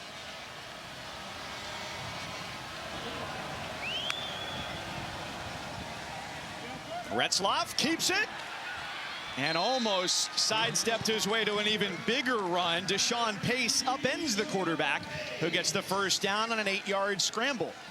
Just a really good play design by Aaron Roderick. A lot of eye candy going on there. Lots of options for the quarterback. You can hand the football off inside. You saw that he elected to keep it. I tell you what, you just don't know what's coming next with this BYU offense right now. They're doing so good running the football, getting the quarterback and backs to the perimeter, and also in the throw game. You can definitely see it affecting UCF just on their heels right now. They've chewed up already 4.5 minutes on the drive, looking to go up 3 touchdowns on their first drive of the third quarter. Undefeated BYU. Retzloff down the sideline. Ball is caught by Roberts. First and goal, Cougars. I'm not so sure that wasn't a touchdown, but nevertheless, great throw and catch. One-on-one matchup outside. Chase Roberts working on the true freshman corner, Johnson. And this football is thrown in the only place that it can be completed. That's pretty close to being a touchdown. Foot's in bounds. Just the question is, where's the football when Roberts makes contact with the pylon? Hard to see with those angles. Great throw and catch by the Cougars.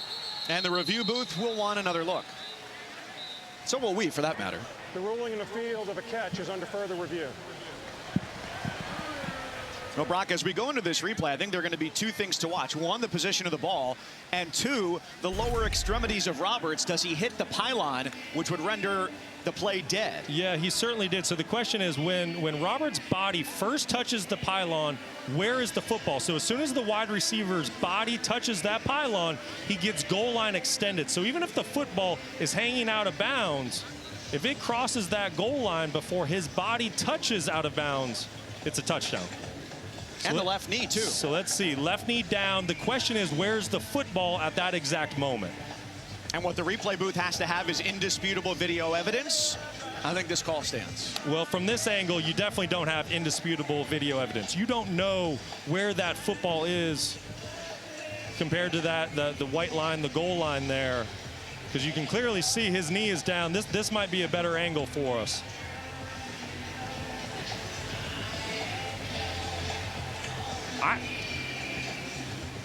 The more I watch, the less I know.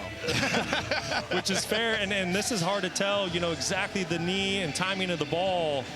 You hit it on the head, Mike. You need indisputable video evidence to overturn this and call it a touchdown. After further review, the ruling of a catch is confirmed. It will be first down and goal at the 1-foot line.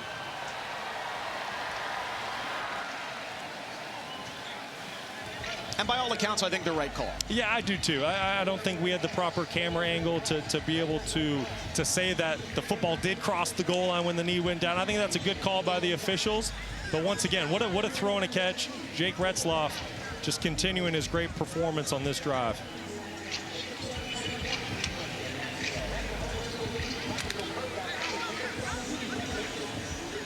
So as they break the huddle, it's Martin in the backfield.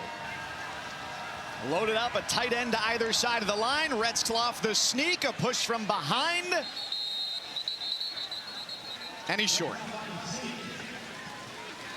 Well, that was just a big pile down there created on the goal line. Great job by the UCF front, being stingy. Now, by all accounts from that view, you would assume the football went across the goal line. You can't really see it there. Football gets hidden behind defenders. A big stop on first down for the Knights. Did you like when a sneak was called? I didn't mind them. It's part of the job. It can be fun down there sometimes.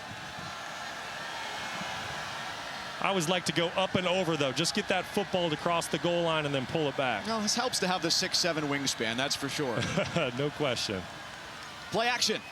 Back foot throw, wide open. BYU's got another touchdown. Tavatase. That's already his 3rd touchdown of the year on 4 catches.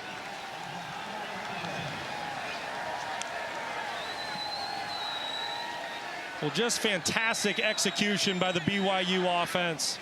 Play action fake, offensive line sells run. The tight end Tase, who ended up catching the touchdown pass, sells run, which is why he's wide open, because all the defenders ran into the backfield.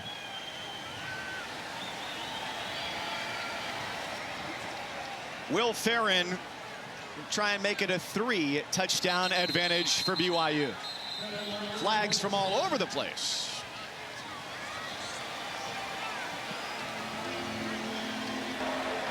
False start. Number 79 on the offense.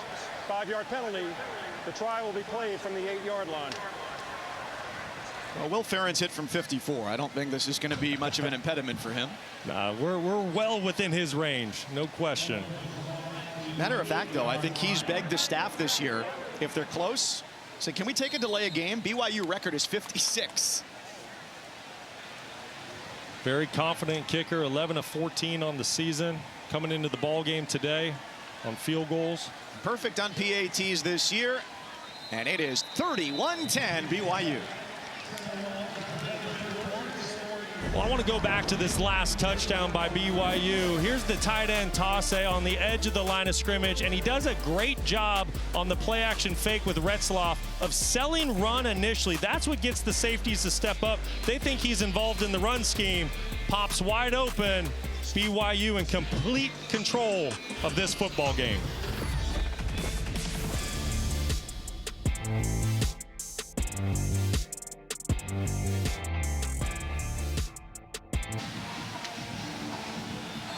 Brock, you remember college? Yeah, it was a blast. And that's what it is this weekend, because Halloween is next Thursday. This is optimal costume party time as a college student. You get double weekends. It's like having you score at the end of the first half and then get the ball to start the third. That's what this is for Halloween this year. It's a dream scenario for a college kid. UCF down 21. They've got the ball when we come back to Orlando.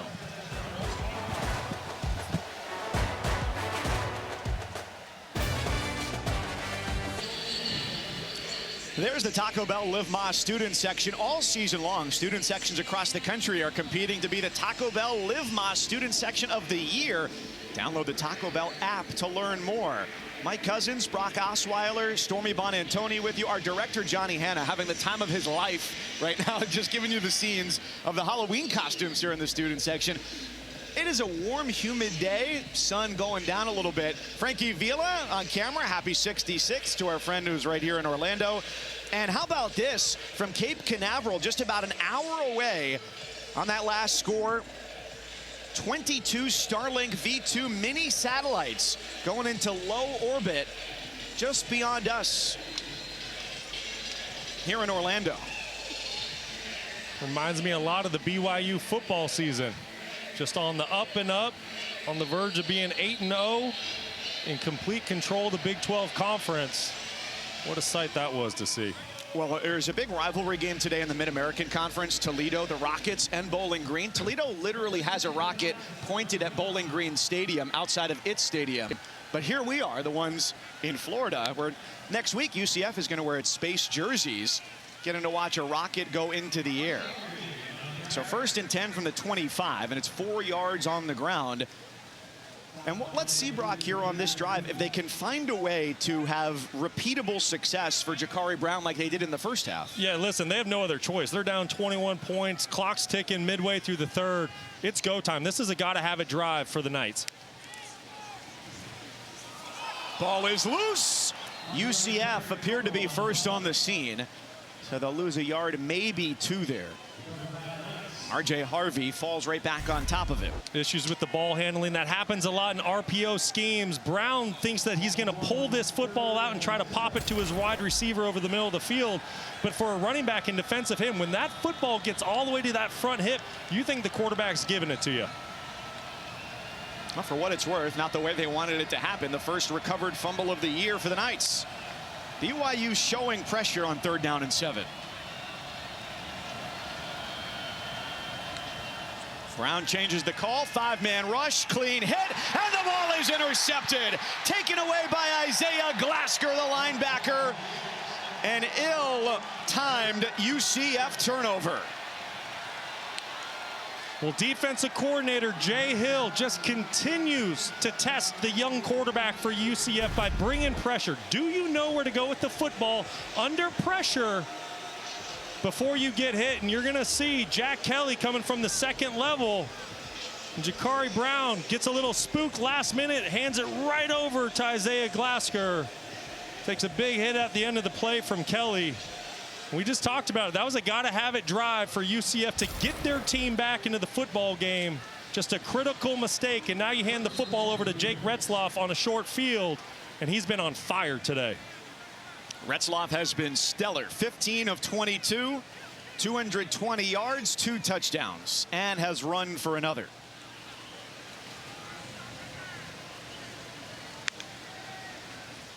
Two tight ends. Good lead block off to the left side from the left guard, Waylon Lapuaho on the run for Retzloff. Well, this is going to be run, run, run, run, run, run, and run, run, run for BYU. Just trying to get this clock to wind down, fully in control of the football game. Want to be smart here, play ball control, get out of Florida with a win. That was a great start to the drive on the short field for the Cougars. So not only does Retzloff join great company of 2 NFL quarterbacks to have played for BYU, it's now 6 straight games where he's thrown at least 2 touchdowns. With BYU off to this 7-0 start, best since 9-0 to open 2020. And going further down the depth chart, Hinckley Ropati rips off the run for 6. You know, to add on Jake Retzloff, he came into Provo last season. He was the #1 recruit coming out of the JUCO ranks. And he came in, you know, with a lot of expectations. He started the final 4 games of the season for BYU, had some ups and downs, but he showed a lot of promise. And so he wins the starting job in fall camp. And once again, really from the beginning of the year, he just continues to get better. Yes, a lot of people say he's hot and cold. He'll make some mistakes at times. He'll throw it to the other team. But what I'm seeing, he learns from those mistakes, and he gets better every single week. Half the BYU staff is out onto the field, so they don't like what the lineup has here. BYU And they call calls their timeout. first time out of the second half.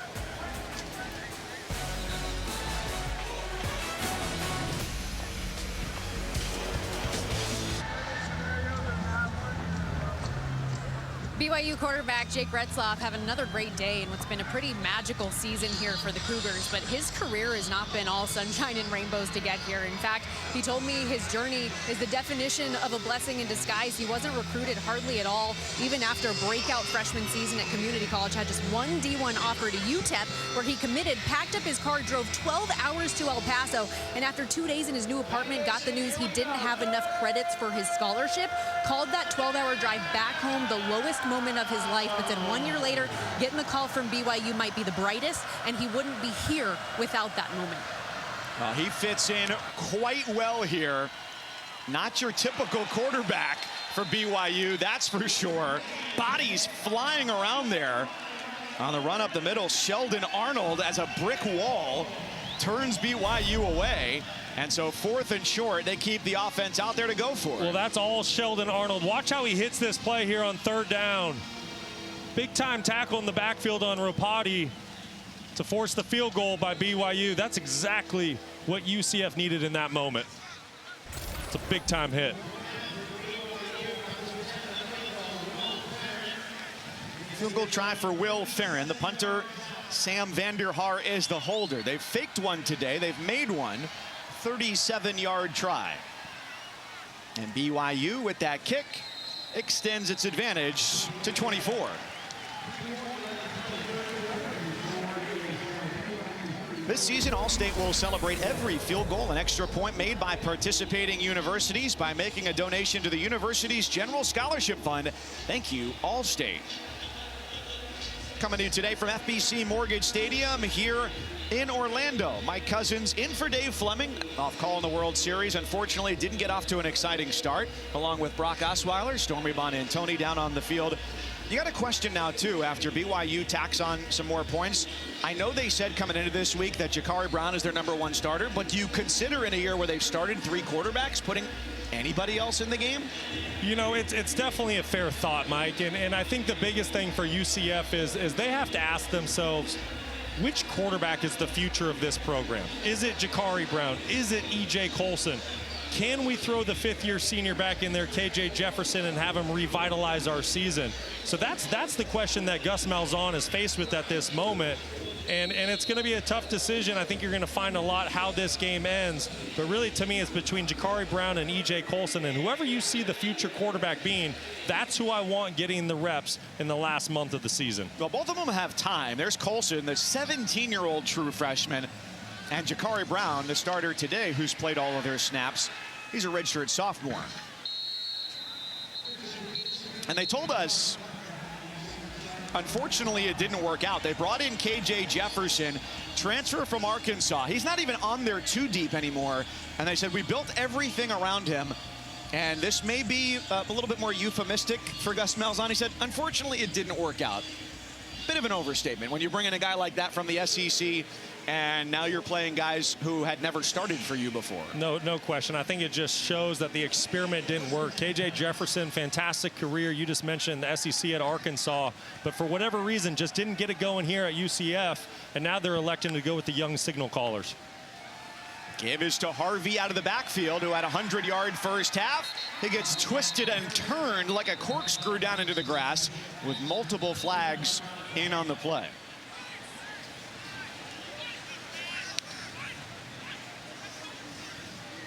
A really nice play by Isaiah Moa, 58, coming up to make the tackle. Personal foul, face mask, defense, 15-yard penalty, automatic first down. We're going to go back and get one more look at this. I say good tackle, but Moa gets his hands a little bit high on that outside. Easy call for the officials to pick up 15 yards for UCF to get this drive started. Isaiah Glasker came over to finish that off. Had an interception on UCF's last drive, adding to what has been an impressive defensive season as far as takeaways go for BYU. 13 interceptions, came into the day 6th in the country. Yeah, top 10 in all college football. They lead the Big 12 conference. This has been a very opportunistic defense this season, and they've played some really good offenses. You look at their game against Kansas State, their game against Arizona. They've done a really good job on the defensive side of the ball this year.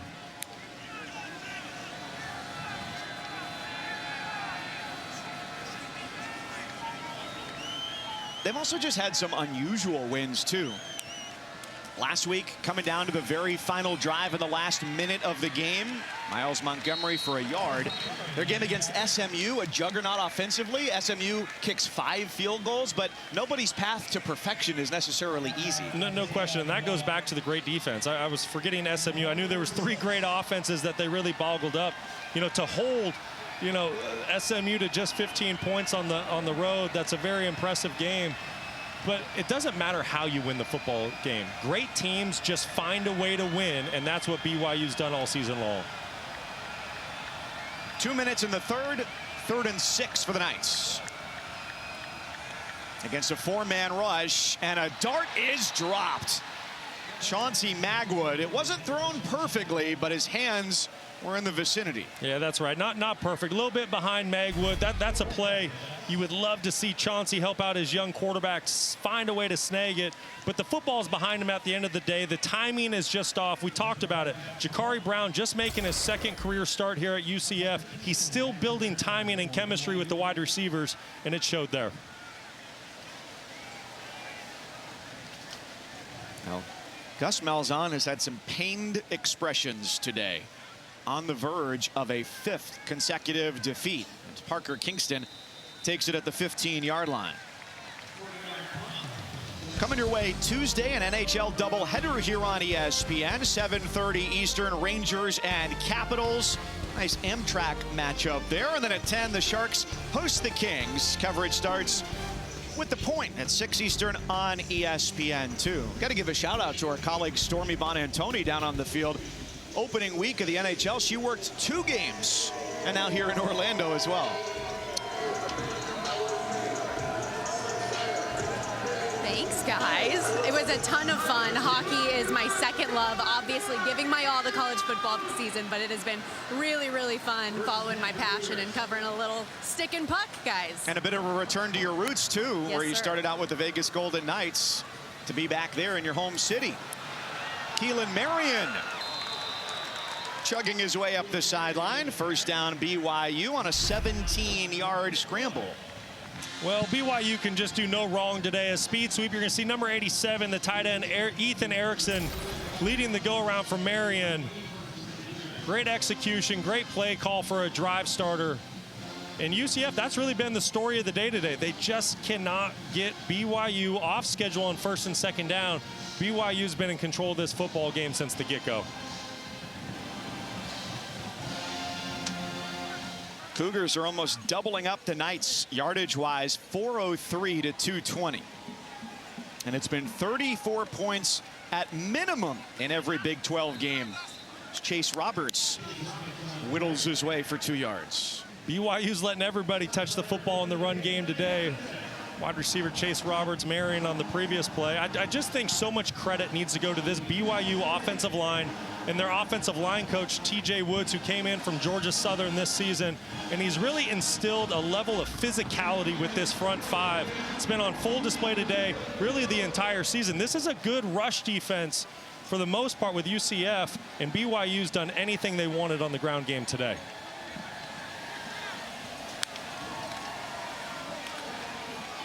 Rapati out of 1 tackle and ripped down for another first down run at the 45-yard line. BYU will certainly be in no urgent rush to get another snap off here as they continue their domination through 3 quarters in pursuit of an 8-0 start and perhaps come next week a top 10 ranking in the AP poll. That's the end of the 3rd quarter. Now let's take a quick timeout with DoorDash.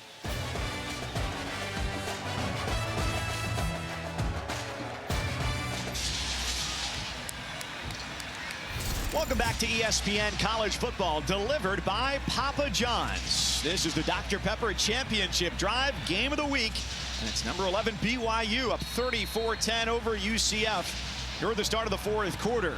Mike Cousins and Brock Osweiler in the booth. Stormy Bonantoni down on the field. And as the score has widened, the game has waned on. The balance in the crowd is tilting heavily toward the BYU fans. No doubt about it. I look out this booth and all I see is a sea of blue right now. Those Cougar fans travel down to Florida really well. Strong presence. L.J. Martin on first down. And Stormy, I imagine what you're hearing down on the field is a lot more BYU fans. Oh, yeah. And it's been felt from an auditory standpoint throughout. Like when BYU's defense is out here and it's a 3rd down, they're rising up. There was actually a photographer I spoke to on the field earlier who said that he's been covering games here for 15 years and said he's never seen another fan base take over the stands the way that the BYU Cougars have. And we know they love to travel. They can do so in droves.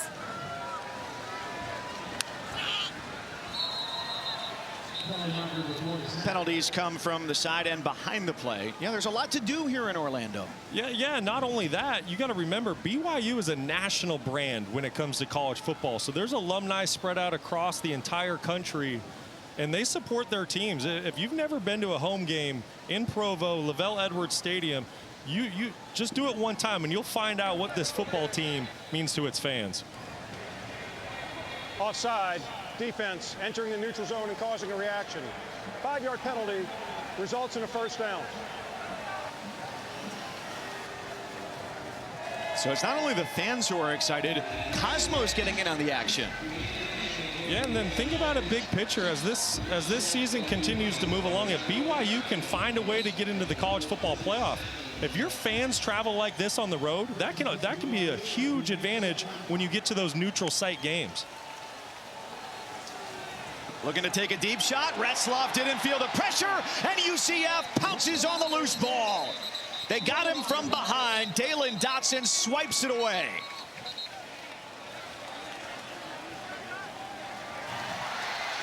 The ruling in the field is a fumble recovered by the defense. First down, UCF. Well, just as we're giving BYU high praise, Dalen Dotson coming from the defensive end position, no quitting him. Forces the first turnover of the day for the BYU Cougars. Anytime you have a defensive end matched up on a tight end one-on-one, advantage goes to the defense, and that's exactly what you just saw there. Ethan Erickson left on an island to block a very talented defensive player and swing a little momentum back to the UCF Knights. Is this game over? Not by any stretch. Just ask either of these two teams from how their games played out a week ago. Brown on the rollout. Capable runner as well, facing pursuit from Jack Kelly, and the 240-pound linebacker makes it no gain. Well, the deck is certainly stacked against the Knights at this point. Down 24, and just excellent pursuit by the BYU defense. You're going to see a sea of white jerseys getting there. Jack Kelly finishes off the tackle, who's had just a phenomenal season, and his draft stock just continues to rise with every single week. Kelly, the transfer from Weber State, still has a year of eligibility left, but the ability to play at the next level. Brown takes a deep shot over double coverage and incomplete. It's kind of the worst of both worlds today for UCF, because at the beginning, BYU knows they're probably going to run the ball a lot. Now they know they have to throw the ball. No question, but I think you got to give a lot of credit to BYU's defense. Look at those numbers. 154 yards on the ground from the quarterback position a week ago at Iowa State. And then today, the Cougars just surrendered 3 yards to Jakari Brown. So you got to tip the cap to that Cougar defense. 3rd down and 10. And it'll be 3rd down and 5 after the penalty.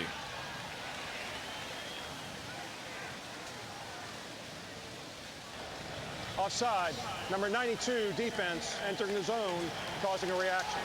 5-yard penalty, 3rd down. Brock, it's the rushing totals by Brown are impressive, but the fact that there have only been 4 quarterback runs, what has BYU done to corral that opportunity?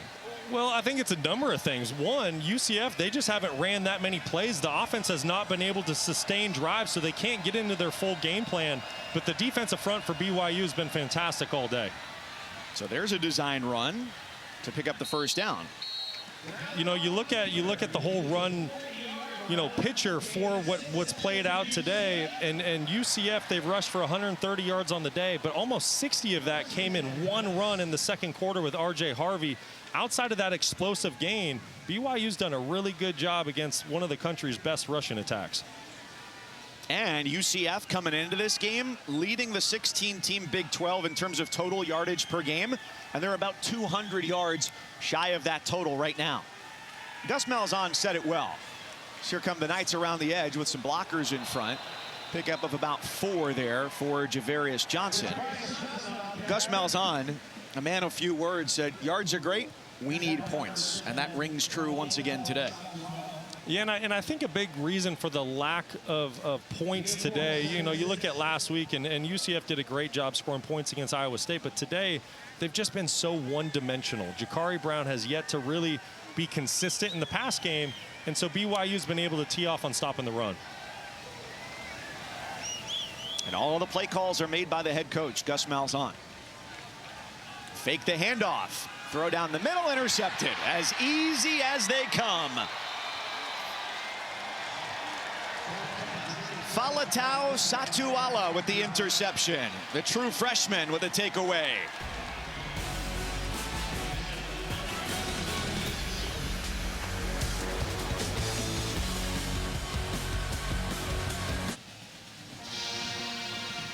Well, I want to go back to this last interception. Here's tight end Evan Morris, and he's going to try to work down the seam against a single high safety. You're going to see a play action fake that gets the linebackers to hold. It's a perfect play call by Gus Malzahn, but he needs his young quarterback to drive this throw into the seam. He puts too much air underneath it, and that's what allows the free safety Satuala to make a play on the football. And I think Kobe Hudson went down in the 1st quarter with a lower body injury. I think his expression says it all. Just nothing going right for the UCF Knights at this point in the game. You don't wish it on anybody, but that facial reaction was meme-worthy. No doubt about it. I'm a millennial. I was raised on the internet, all right? 3 minutes gone here, 4th quarter. That was the 10th straight run by BYU. The last time they threw, look at that. No question. You're spot on. That's going to be on cell phones across the world by tomorrow. Tomorrow? Things move pretty quick on the internet, don't they? In 5 minutes. Well, keep an eye on the next drive for UCF. We saw KJ Jefferson tossing with another quarterback, Dylan Risk. So we'll see what happens there. But the last time BYU threw a pass, 7:01 left in the 3rd quarter. And they really have no reason to throw another one. Let's throw Patti for a couple yards on 2nd down. Yeah, 1st and 2nd down are certainly going to be running downs for BYU. They want to bleed this clock down. We have a Cougar down on the field right now. So injury timeout along the BYU offensive line.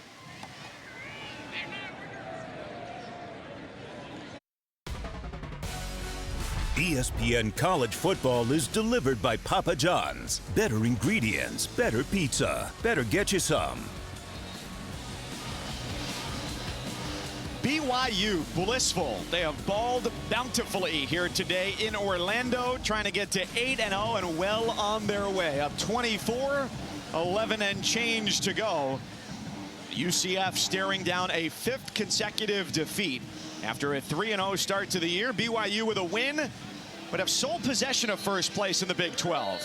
Greatly increased their odds for the college football playoff. Tied with Iowa State at 4-0 coming into the week in league play, and the Cyclones have a bye this week. Yeah, and don't forget, BYU and Iowa State, they don't play in the regular season. So a lot of things are lining up for the Cougars at this point. 5 wide. It's been 11 straight runs by the Cougars. So Retzloff over the middle, and that was a real small window that closed in an instant. Looking for Chase Roberts, 4th down, and they'll punt it away. That's going to be an exciting race heading toward the Big 12 championship game, which will be December 7th from AT&T Stadium in Arlington. Oh, it's going to be a lot of fun. The month of November in the Big 12. Get your popcorn ready, get your cold beverages. Every weekend is going to be so much fun. There's a lot of parity in this league.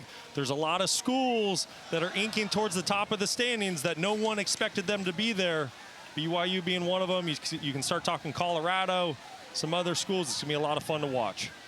Sam Vanderhaar, a sidewinder for his 2nd punt of the day. It was an early call on the fair catch, but with 3 guys coming right to him, Trent Whittemore makes the fair catch. But let's see who comes out quarterback here for this drive. BYU has the bye week, then a ho-hum game as they go to Salt Lake City and take on Utah. Yeah, and I think this is important to look at. Look at the next 4 games. You know, BYU should win all 4 of those. Utah reeling with the Cam Rising injury. Kansas is not what everyone thought they would be preseason. Arizona State a little hot and cold, and Houston a bit down this year. So, you know, if BYU can stay focused, continuing to get better every week, push each other in practice, things are lining up for BYU to play for that Big 12 title. It's a new quarterback for the first time today for UCF. Dylan Risk in to hand it off, and RJ Harvey picks up 10 yards on a 1st down. Well, this tells you where KJ Jefferson stands with UCF right now, and he may not see a snap the rest of the year because this is the 4th quarterback they've played. You've got a guy who's got tons of college experience, and it seems that they've passed on him. Yeah, no question. But I think it goes back to what I said in the 3rd quarter. Gus Malzahn is going to play the quarterback that he thinks is going to be the future here. And Risk delivers a beautiful throw to Chauncey Magwood for the 1st down, gain of 12. That's right. What a fantastic throw there. And I think Gus knows somewhat what he has in E.J. Colson. He knows what he has in Jakari Brown. Brown just couldn't get it going through the air today. But then Dylan Risk steps into the football game and throws a perfect pass on his 2nd play of the game. Risk, a redshirt freshman out of Delray Beach, Florida, played in 1 game last year and has played in 1 this year. An early season win against Sam Houston State. Crossing route, Magwood. He dives for the pylon and comes up just shy. 1st and goal, UCF. They've got life again here. 32 yards. Back-to-back hookups to Magwood. Well, it's just Magwood working across the field. And Risk does a perfect job of putting just the right amount of air on it. I love how he hits his wide receiver in stride so he can pick up extra yards. And I love that Gus Malzahn put out his 4th quarterback of the season because he needs to find somebody that can push the ball down the field. And Dylan Risk, phenomenal throw on that last play. Harvey, the nation's 5th leading rusher, right up the middle. It's an easy trip for 6.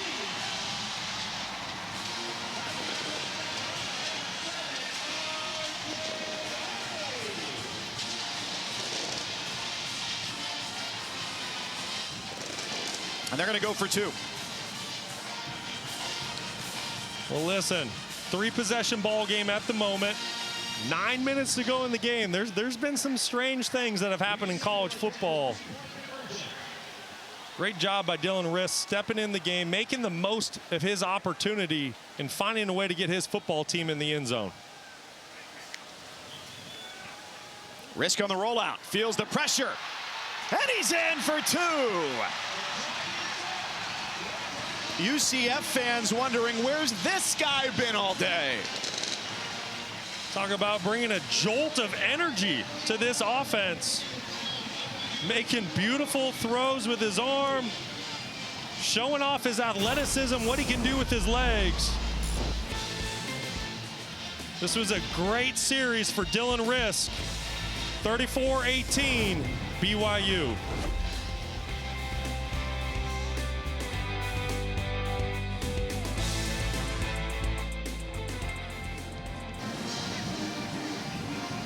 Number 10 for UCF, Dylan Risk, putting him in the 4th quarterback to play this season for the Knights, and it pays off.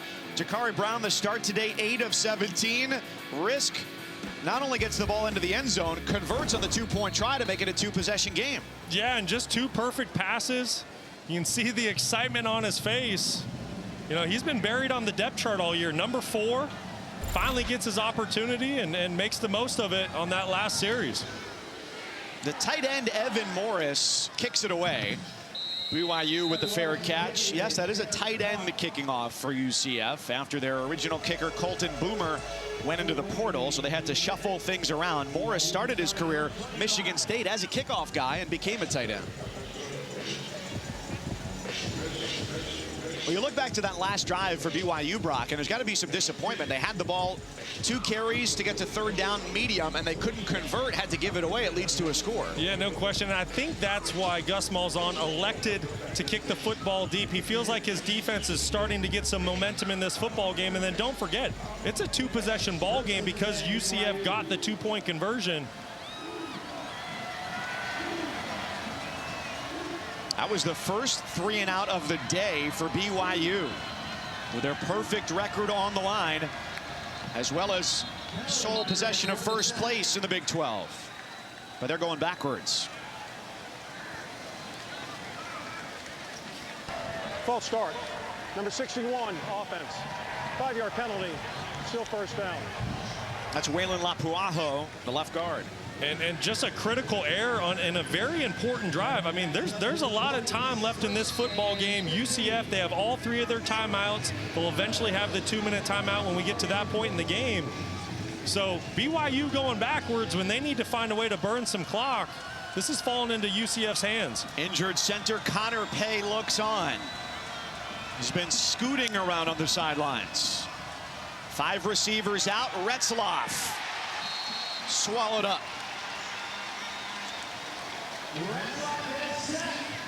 Yeah, that's big Dylan Dotson coming off the edge. He's played a really good second half. There's big Lee Hunter being very disruptive from the inside.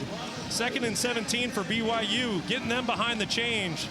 I mean, really, it was a great effort between Barber, Hunter, and Dotson getting to the quarterback. This is not where BYU wants to be right now, and you're starting to feel this momentum shift into the Knights' hands.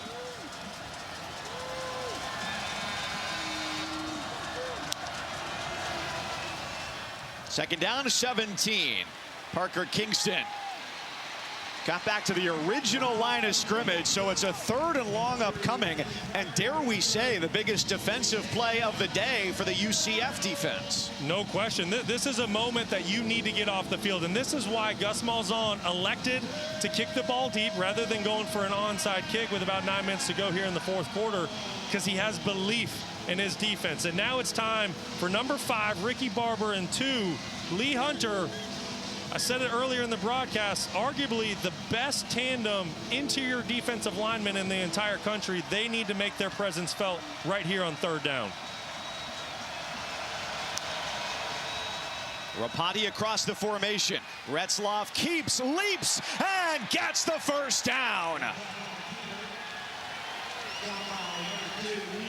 Wow, what a pickup by the Cougars. Unbelievable. Keep an eye on left guard. 61 Lapaho leading the way for Retzloff. Retzloff just showing his athleticism, the hurdle over the defender to pick up a first down. Unbelievable play by the quarterback. In a spot like this, you've got the player to coach communication. What do you want to hear in your headset in a spot like this where you're trying to preserve a lead? Well, I think the biggest thing is you just want to know exactly what your coach is thinking. And right now he's telling them, hey, burn as much clock as you possibly can. Stay in bounds, protect the football. And a lot of teams call it 4-minute offense. When you get down to 4 minutes and say you're up by 1 possession, it's can you milk the clock? Can you run it out? Can you finish the football game with the ball in your hands? Well, here it's a 2-possession game, little under 7 minutes to play. I guarantee you, Aaron Roderick's just saying, listen, protect the football, tell the guys to stay in bounds, and pick up some positive yards here and keep it third and manageable. Jake Retzloff frustrating Gus Malzahn and the UCF Knights.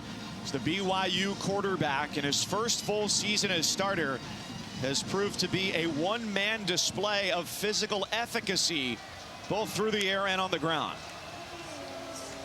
Into the arms of Ropati. That's exactly what they need.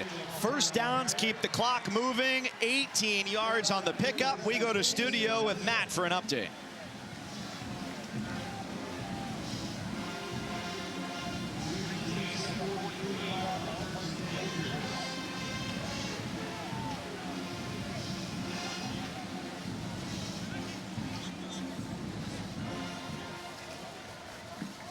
Now, Cam Ward, the co-favorite to win the Heisman this year right now, along with Boise State running back Ashton Genty.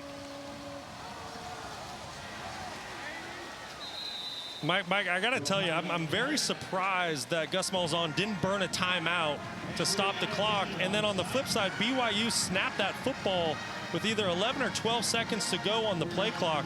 They need to let that clock run under 3 seconds every single play before they snap it and force Gus Malzahn to burn some timeouts here.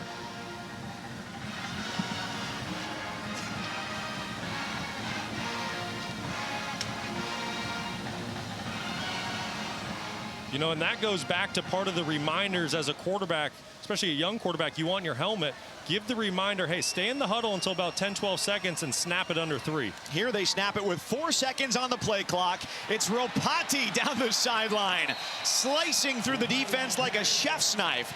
19 yards after 18 earlier on the drive for him. Tell you what, this rushing attack for BYU, just a superb day down here in Orlando, whether it's Ropati on that last carry, LJ Martin, Jake Retzloff, all three of those guys in the backfield have been making plays. And as you head into November, and then when you get to playoff football in December, if you can run the football, play good defense, and then protect the ball, you're going to win a lot of games. And that's the exact formula BYU is winning with right now. And if you ask Kalani Sitake about the momentum that they're building, the pressure that might come along with that, he brushes off his shoulder like it's no big deal for this team whatsoever. They take the timeout here. The clock expired. Timeout. BYU. They're first of the half. It will be 30 seconds. BYU closing in on 500 total yards, more than half of that on the ground. Yeah, 255 to be exact, and it was really from the first series of the game. And this was a matchup I was really excited to see. The UCF defensive front, very talented group, versus BYU offensive line. And give credit to the Cougars offensive line. They controlled the line of scrimmage all day long. And I mentioned LJ Martin, Ropati, Retzloff, there's Marion. You know, it's really truly been a team effort when it comes to the run game.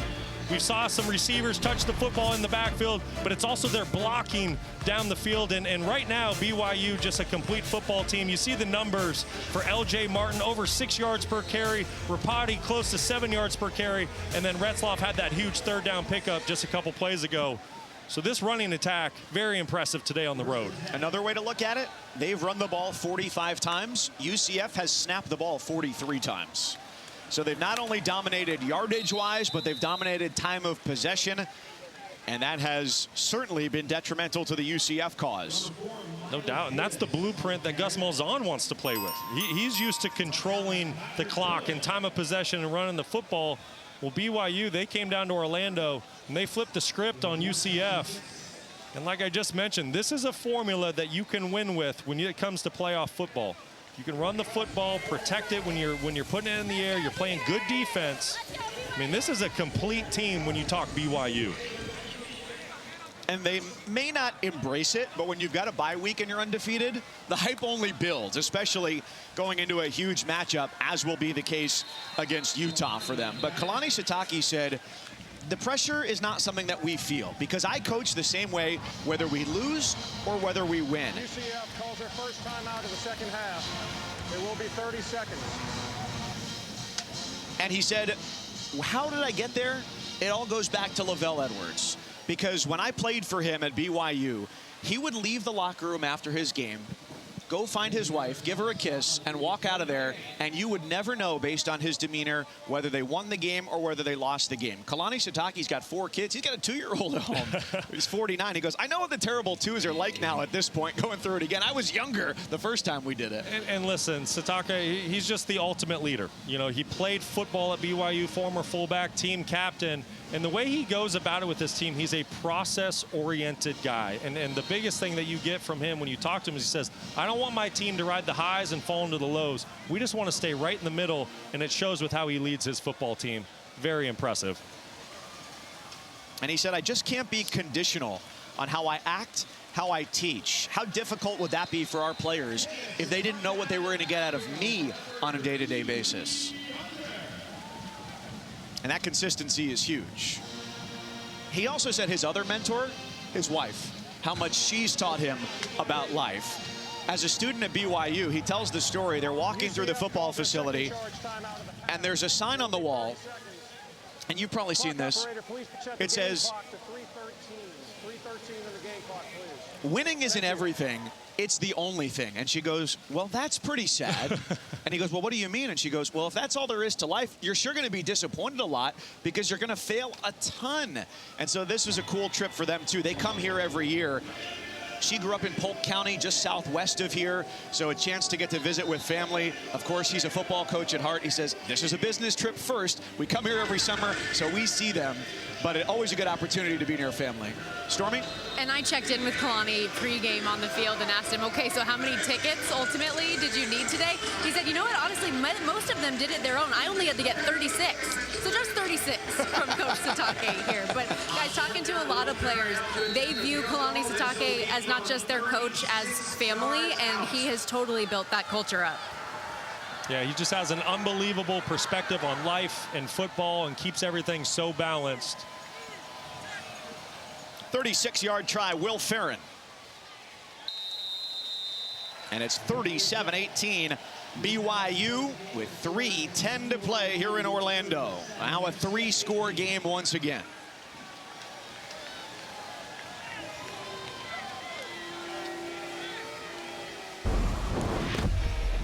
Well, I think you need to tip the cap to the BYU defense. UCF averaging almost 300 yards per game on the ground. They didn't let UCF get started in the pass game. They didn't let them get started in the run game. They've just been swarming all day. They've created turnovers. Just an excellent day for the BYU Cougar defense, capping it off with a great interception by Satuala. And I was just talking about it a few minutes ago. You know, this is a complete team. It starts with the defense. I want to say they've really set the tone going all the way back to week 1 in this football season. They've shut down some great offenses, just like you saw here again today with the Knights. But they're really becoming a complete team. It's defense, it's offense, it's special teams, and there's something special brewing out there in Provo, Utah. Do you believe they can win the league? Absolutely. No doubt in my mind. And in fact, I would say at this point in time, BYU is the best football team in the Big 12. And looking at their 4 remaining games, they have no excuses but to get to Arlington for that Big 12 championship.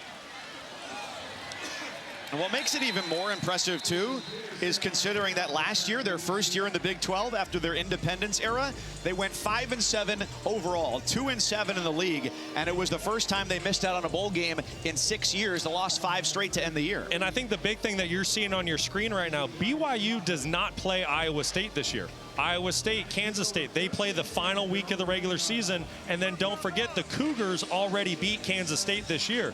So going back to the remaining schedule, you have Utah, you have Arizona State, you have Houston, and I'm drawing a blank on the 4 schools. But my point is, they should be favorites in the remaining 4 of these games. They are well within control of getting to the Big 12 title.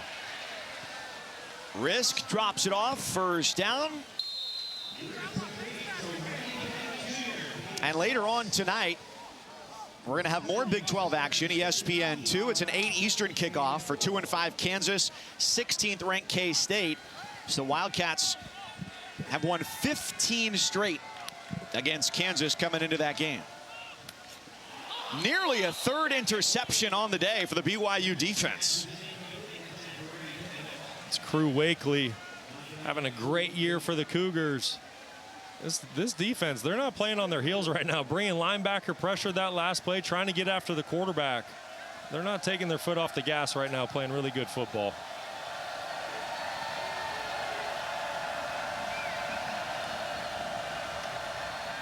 Ball is tipped at the line of scrimmage. Hands up does the job. Blank Mangelson has been omnipresent today. Made a ton of great plays from that defensive tackle position for BYU. Very disruptive, extremely physical player. Great day for the Cougars. 4th down and 4. Cougars still rush for, and Risk, who was a great dual threat quarterback in high school, takes off. There's a loud helmet crack collision there, and it's Blake Mangelson who's down for BYU. But nodding his head, ready to get picked back up.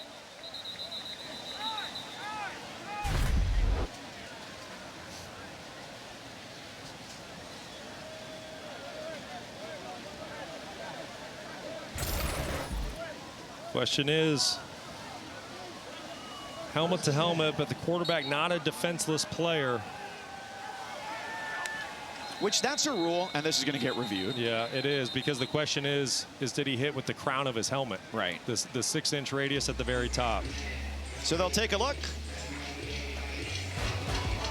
Minute 57 to go.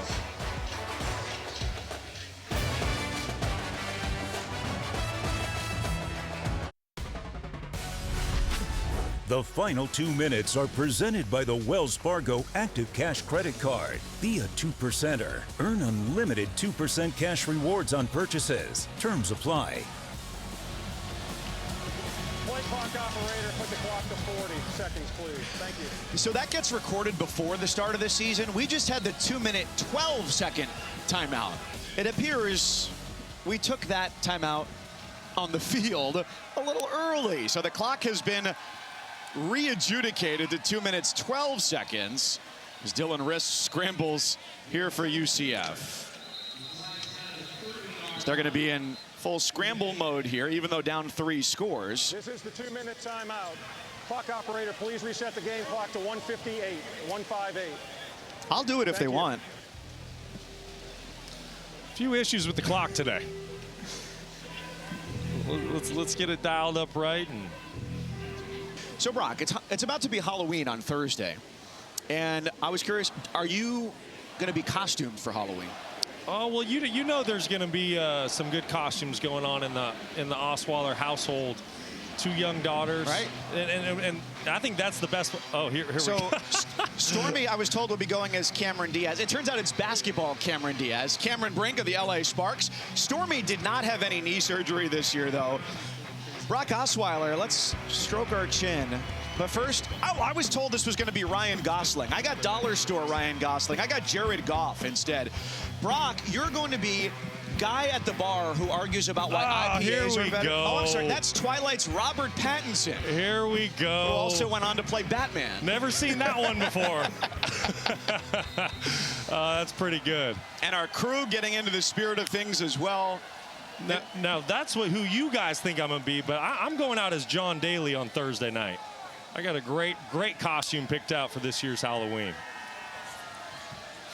Well, our statistician, Tim Swartz, I was surprised to see him in the hotel lobby today. Huge mustache. He's going to be going as Luigi for Halloween.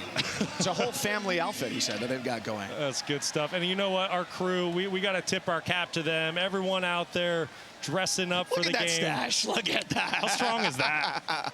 How strong is that? I've known Tim for almost 20 years. I've never seen him with a mustache. That blew me away. And a great crew to work with today. Our producer, Alex Farmartino, director, Johnny Hanna, Tim Swartz, our statistician, our spotter, Savino Rubalcaba, booth producer, Naveed Kajavi. This last-ditch effort here from UCF. It's just the margin, really, at this point, which a very interesting note coming into this game, too, is that people who know had UCF as the favorites to start the day. I think BYU had something to say about that. And in a big way.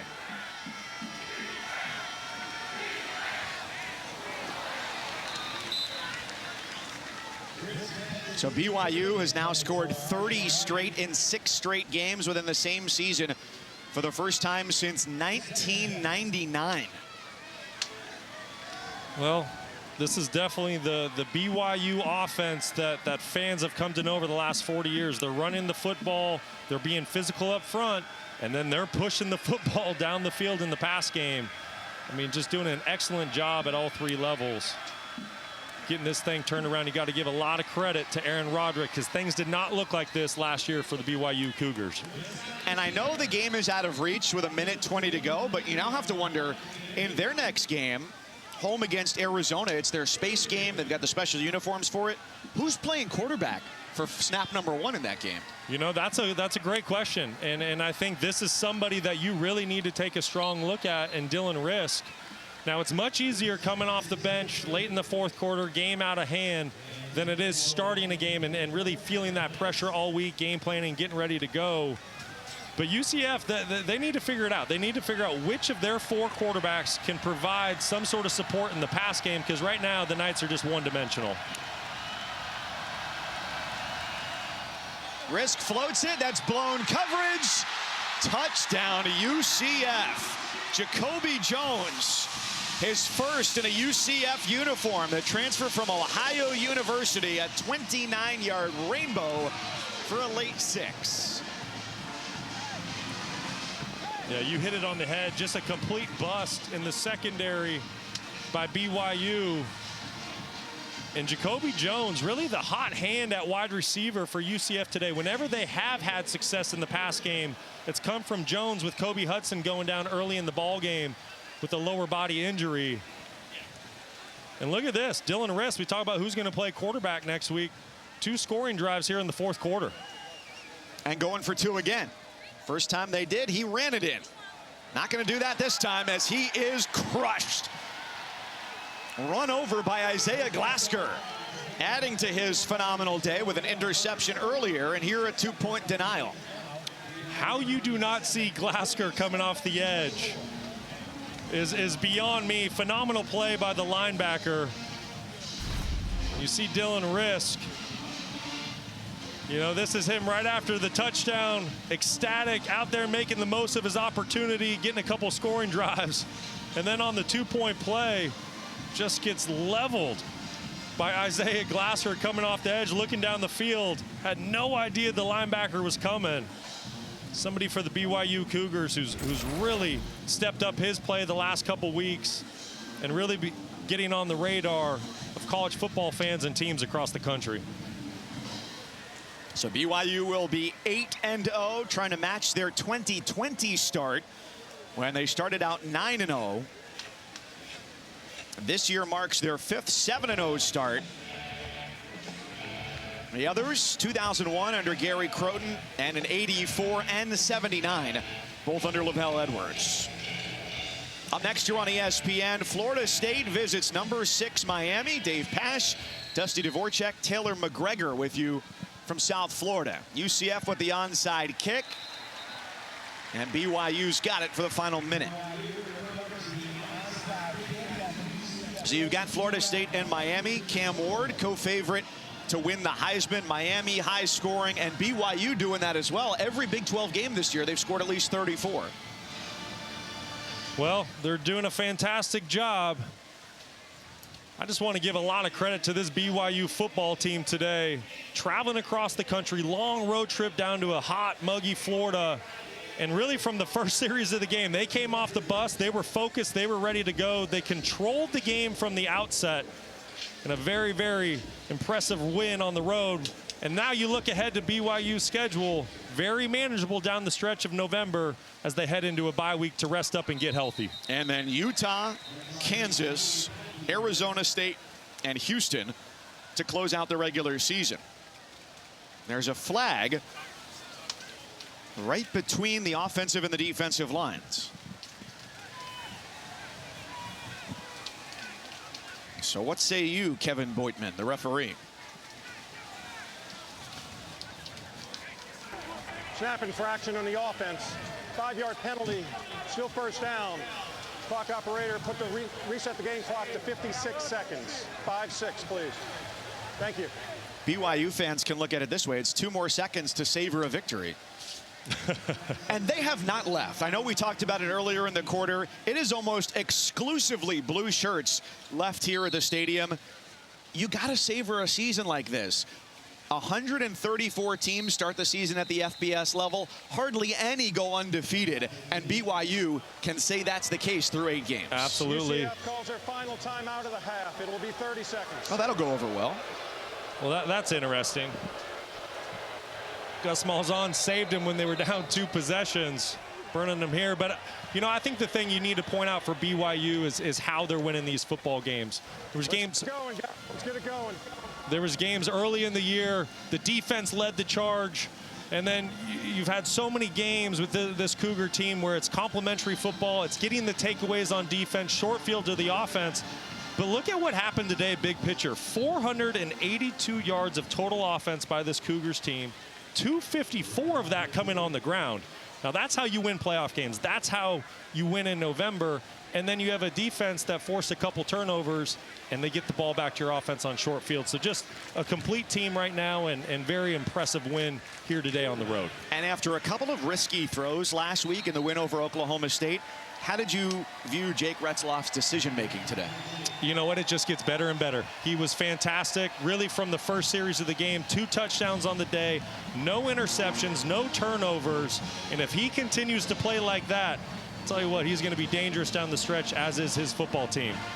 BYU is a winner. 8-0, 5-0, sole possession of first place in the Big 12. A 5th consecutive loss for UCF after a 3-0 start. Final score, 37-24 in favor of BYU. For Brock Osweiler, Stormy Bonantoni, and our entire crew, I'm Mike Cousins saying so long. Up next, Florida State and Miami.